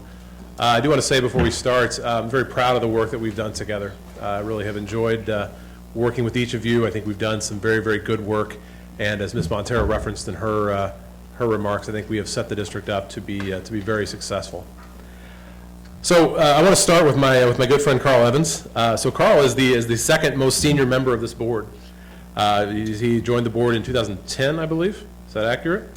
So the longest serving. He's been on the board for a long time. His years in education, his community awareness, his steady participation in board activities make him an invaluable member of this body. In my personal opinion, Carl's among the very best people in Kansas City. He is an advocate for our children, our teachers, our schools, and he is perhaps the proudest owner of the what I consider to be the greatest bachelor pad known to man, of which I can only hope that you will still welcome me there when we are no longer colleagues. So, Mr. Evans, if you'd like to come down, we have a nice plaque for you, and thank you. Since there are no cameras here, can somebody please bring that to me?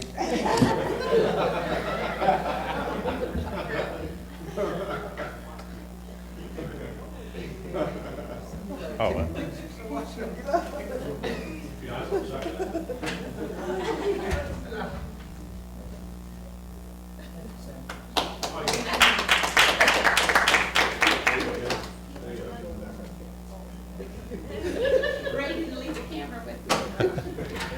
Next up is Amy Hartsfield. Amy's a fierce advocate for our children and our schools. For the past 2 years, I've been so impressed by Amy's commitment to the Kansas City Public Schools, her tireless work to improve the way our board operates, and her continual belief that the board and the Kansas City Public Schools can always be better. She is, in many ways, I think, the board member who keeps us centered, who keeps us focused on our students. On a personal level, again, I hope you will continue to take my phone calls after I'm not your colleague anymore, so that I can continue to try to trick you into giving me all your gardening tips. So, Dr. Amy Hartsfield.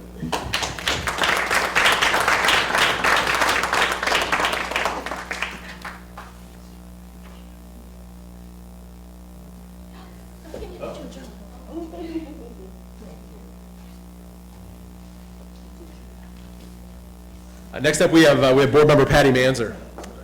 Patty's experience as a parent, a volunteer, and now a board member in the KCPS give her a remarkable perspective. Patty is always among the first to volunteer for additional assignments, having chaired the communications committee, served on the policy committee, and the search committees. She brings a strong sense of purpose and a dedication to this work, and is always a positive force in the boardroom and in public. Patty, thank you for your service.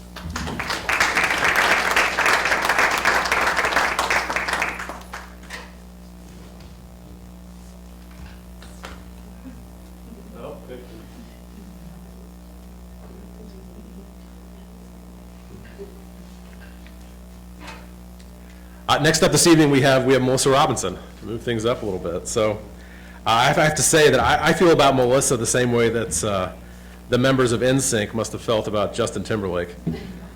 There is little doubt that she is headed for great things, and I'm just happy to have had her here, had the opportunity to work with her. From Melissa's knowledge, it's a funny joke, and nobody laughed at it. Thank you. Show my age. From her passion, her knowledge, her passion for children, and her unending courage to tackle tough issues, I'm really proud to call her my colleague and my friend. So Melissa, don't forget us when you're in the Oval Office. I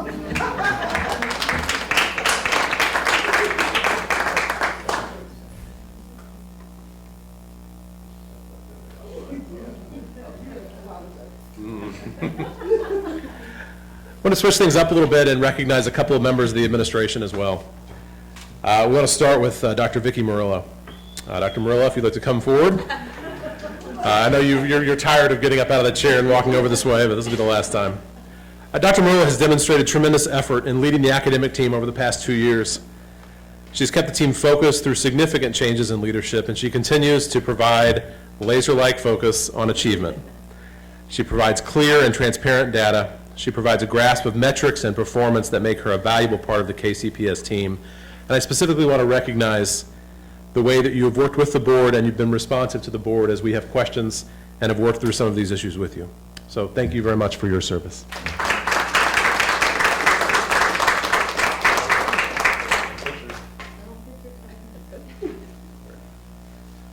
The second individual I'd like to recognize this evening is Mr. Al Tunis. Mr. Tunis has provided over the past 5 years exceptional leadership to the business operations of the Kansas City Public Schools. As our interim superintendent for the past 10 months, Mr. Tunis has provided exceptional leadership to the staff, improved community engagement and relationships, and has built a productive relationship with the board of directors. We can't say it enough, but thank you for your service, and we look forward to continuing to work with you. Thank you.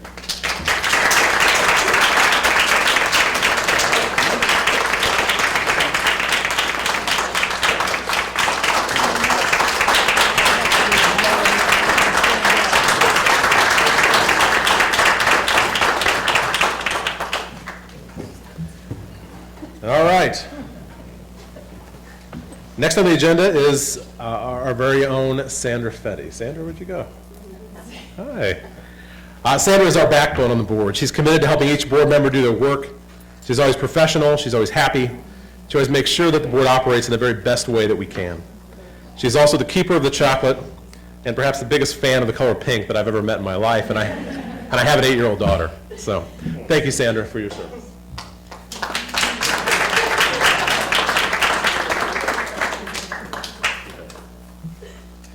All right, we have a few more. I want to start with Ms. Marisol Montero. Ms. Montero is the first of our exiting board members who has left an indelible impression on this body. From her insistence on data and clear metrics to her passionate advocacy for our immigrant and refugee community and her unwavering support of KCPS's ROTC program, she has been a steadfast board member committed to leaving this district in a better place. Marisol is another one of our colleagues that I believe still has a role to play in making our city and community a better place, and this board is better because of her work.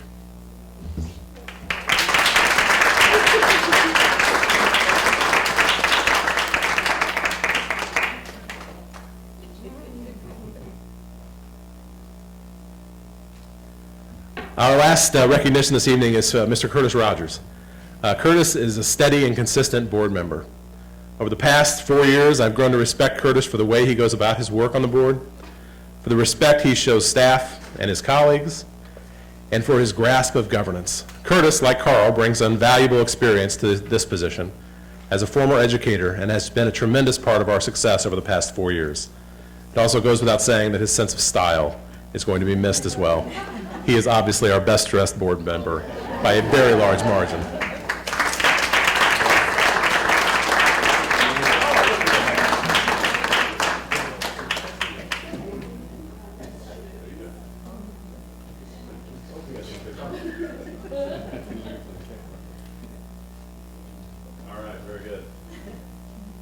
And as I heard over there, I forgot our newest board member, as I often do. I'm sorry, Matthew. So Matt Oates is our last recognition this evening. Matt, though he's relatively new to the board, is already an accomplished board member. The product of KCPS, Matt has shown a commitment to service, often conferencing in meetings from work assignments and other out-of-town trips. His insights are always analytical and well thought out. He remains passionate about the KCPS and our students. On a personal level, I'm excited to see Matt continue to grow, and as a fellow analytical thinker, I'm proud to watch the nerds continue to represent on the KCPS board.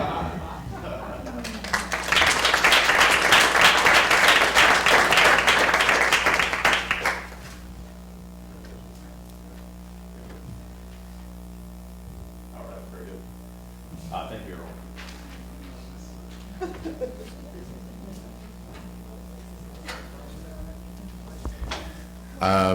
Mr. Heil, if I may, I'd like to ask Tanya Gilbert to come forward. You know, we talk about the 60th Board of Directors, and certainly what a great honor, and what a great honor for me to be in the spot.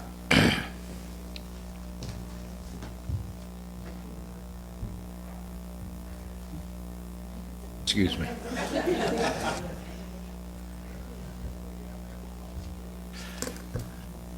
I'm going to ask, yeah, hit me over the head with it, will you? I'm going to ask Dr. Gilbert if she would. We have some recognition for our 4 board members that are leaving the board, leaving the 60th board, and certainly it's been, I mean, for me personally, I can tell you we've accomplished a great deal. I've had a blast. We talk about the fact that I've probably been one of the short-lived superintendents, being that you've already replaced me, and you got the new guy coming. We're clapping for him, and I'm still here. But and we've already put it up on the website. Yeah, I'm gone already. Huh? But it's been terrific. It's been terrific for me. It's been a delight to be a part of this group and what we've accomplished. And for the 4 board members that are leaving, we'd certainly like to honor you and recognize you for what you have done, and I'm going to ask Dr. Gilbert to... Before I do, Ms. Fetty has asked that I bring Mr. Rogers to the podium for a special presentation.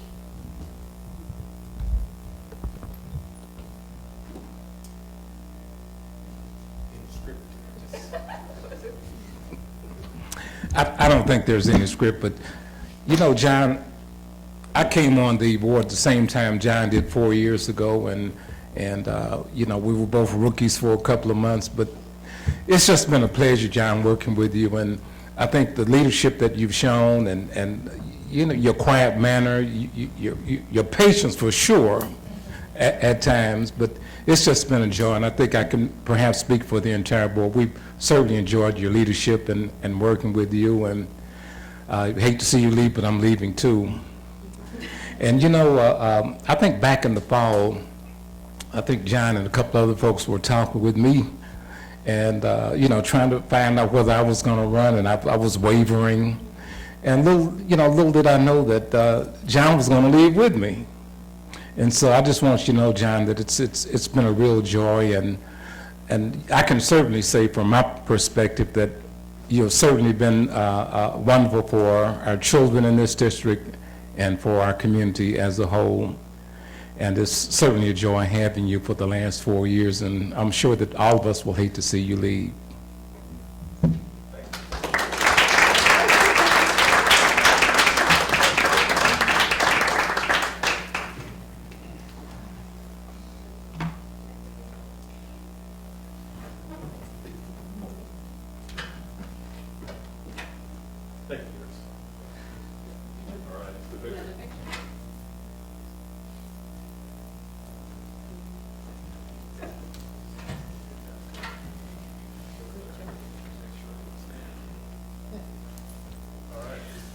Right now, I'll go back and pick up the pieces. Dr. Gilbert, let us recognize our 4 departing board members. Thank you, Mr. Tunis, and tonight I ask that the audience please join me in thanking our outgoing board members. Each of these members have made outstanding contributions to our school district and our community. We thank you for your bringing your passion, your intellect, your insight, and your experience and resources to Team KCPS. We thank you for challenging this administration as well as your fellow board members. We appreciate your years of faithful service as a board member of the Kansas City Public Schools. I know that for many of you, it's been a full-time job in addition to the many other responsibilities that you hold, including your careers your family, other volunteer opportunities, as well as your social life. We appreciate that you were willing to serve, and we hope that you know that we valued your time and your input. Some days you may have felt that love a little more than others, and even on those days when those long day and evening board meetings seemed like they ran forever, on those times when you had to reconvene for the meeting after the meeting, and even during those times when you had to hear Mr. Tunis yell, "Where's Tanya?" throughout a board meeting, Mr. Heil, I don't think anyone should have to endure that. But we want to say thank you. Thank you for your service. And so the first in our line of thank yous is Mr. John Heil. And Mr. Tunis, I'll ask that you come down and please present Mr. Heil with the recognition gift that we're presenting him with. And I'm going to keep my comments pretty short this evening because I think the highlight will be at the end of my presentation, or I know it will. And so Mr. Heil is our outgoing chair. In your years of service to this board, you've worked diligently to make KCPS the best that it can be. And you've contributed your time and your services to help us move forward as a district. And we're certainly going to miss you, and we say thank you.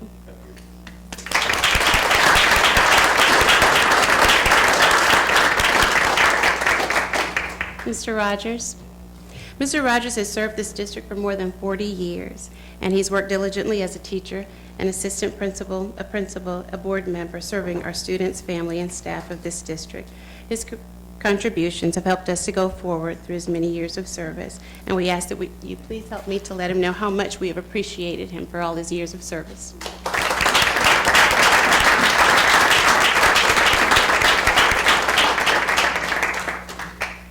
I'm going to move on to Ms. Marisol Montero, if you would join us down in the dais. Ms. Montero has worked tirelessly to keep our families informed and make sure that we've always done what's right for our families and students. Ms. Montero, you have worked alongside KCPS staff at enrollment fairs, health forums, and at all of our symposiums, and so we thank you for your hard work and your commitment to KCPS.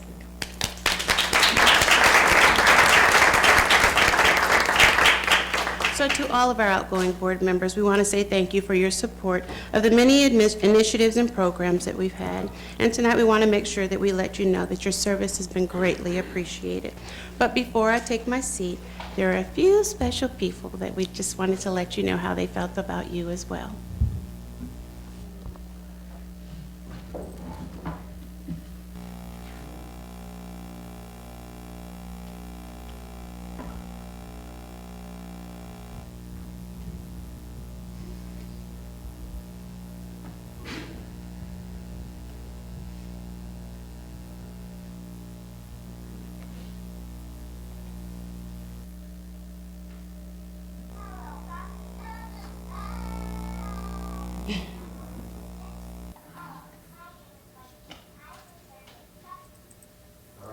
Say thank you for everything you have done.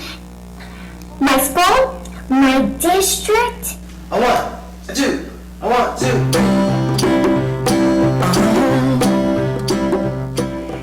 I've been doing this for a while. You wouldn't think I'd still be nervous.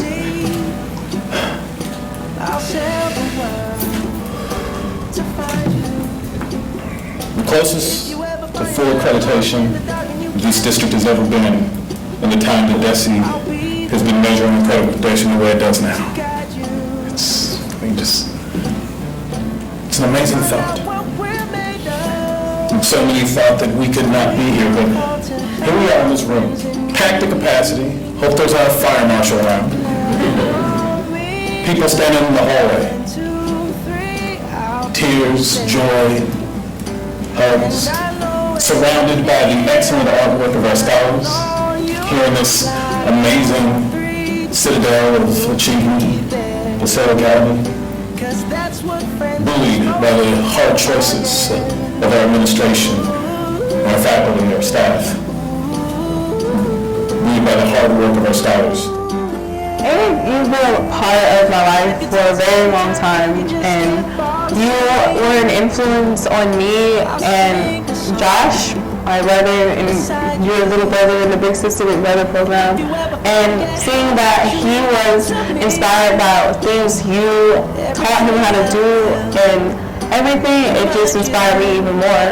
And you have come through so many times, and you've been there for me and my family, and I really appreciate that. And I appreciate you doing a very good job as the school board member, and it's been a pleasure having you serve on our school board, because you've actually made a difference and you've helped a lot of people, and I appreciate you and everything that you've done. 'Cause that's what friends are supposed to do, oh yeah.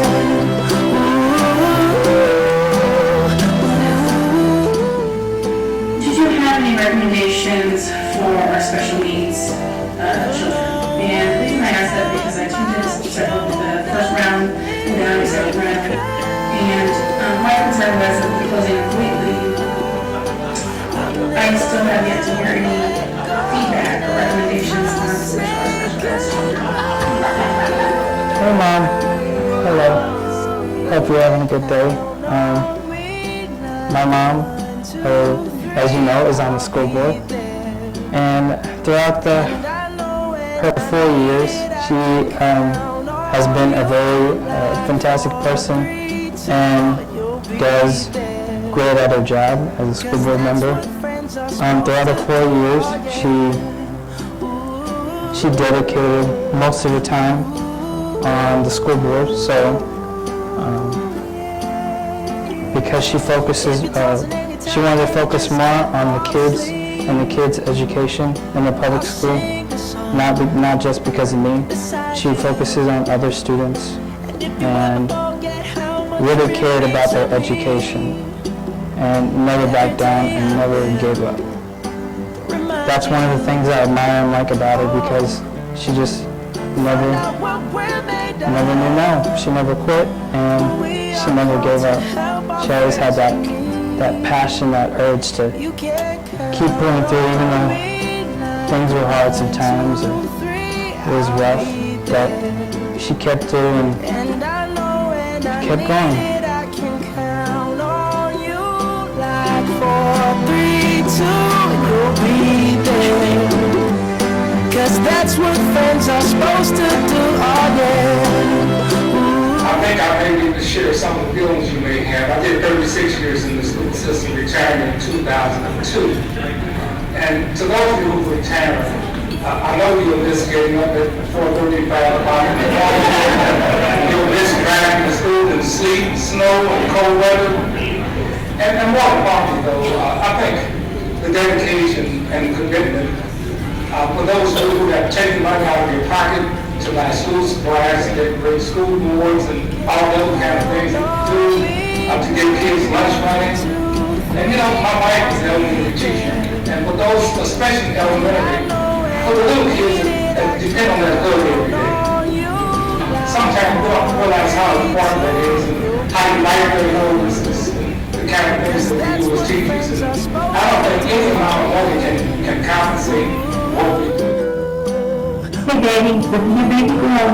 I just wanted to let you know how you've been such a role model to me, and you've inspired me all my life with your integrity, your wisdom, your intellect, your confidence, your passion for learning, and your compassion for people, which is all the way around. And I just wanted to let you know how much I love you and how I'm just happy and honored to have you as my father. He's been a strong presence in my life. I think an apple doesn't fall far from the tree, and those children and youth make mistakes. I think they end up being closer to the example that was set by their parents than not. So I'd like to think, I'm close to the example that you set, for the years of my life and the man that I'm trying out to be. If I could be 75% of the man you are, or have achieved to be in your life, I think I'd be in good shape. So I think everyone would know you to be, one of the sharpest dressers in town, and just a good human being in general. I think that everyone who has come in contact with you, is better for it, especially me. Glad to say you're my father, and once again, congratulations. If you ever find yourself lost in the dark and you can't see, I'll be the light to guide you. This year, each of you will spend the coming days, weeks, and months focused on your individual tasks at hand and working with your teammates at your school or in your office.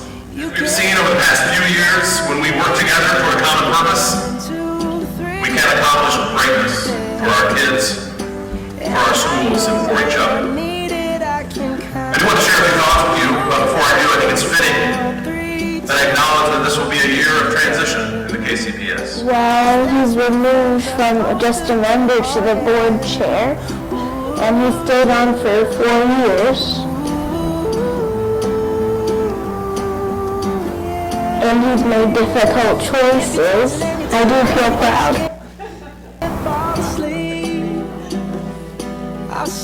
Promptly at 6:30.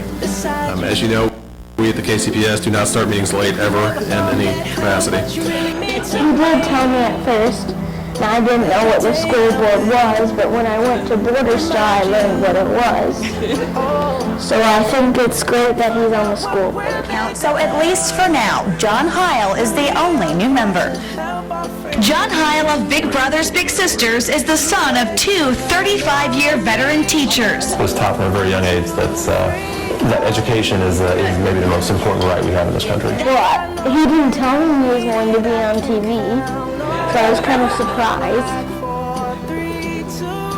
That's pretty cool, except I don't get to watch it because it's on late and that's past my bedtime. Happy that he was leaving the board, but also kind of sad. I'm going to have less babysitters and more time with my dad. I'm sad because he won't be on TV anymore. Goodbye, Dad. I love you.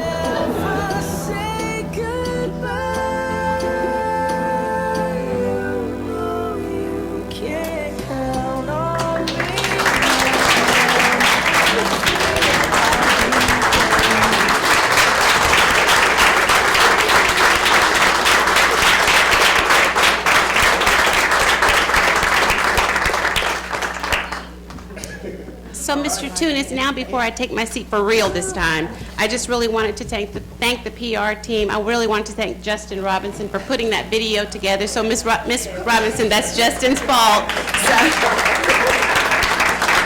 And I also wanted to just send a really special shout out to Trailwoods Elementary School. One of our teachers there, Leslie Meeks, gave an assignment to her students to research what it meant to be a board member. What does board member mean? And so the video clip that you saw at first, that was a young lady and that was her interpretation. And also they made cards for each of you. And so to sum up tonight, I think young Dylan from 2nd grade says it best, and he says, "Thank you for working hard and for helping our school. I hope you guys have a nice retirement." So.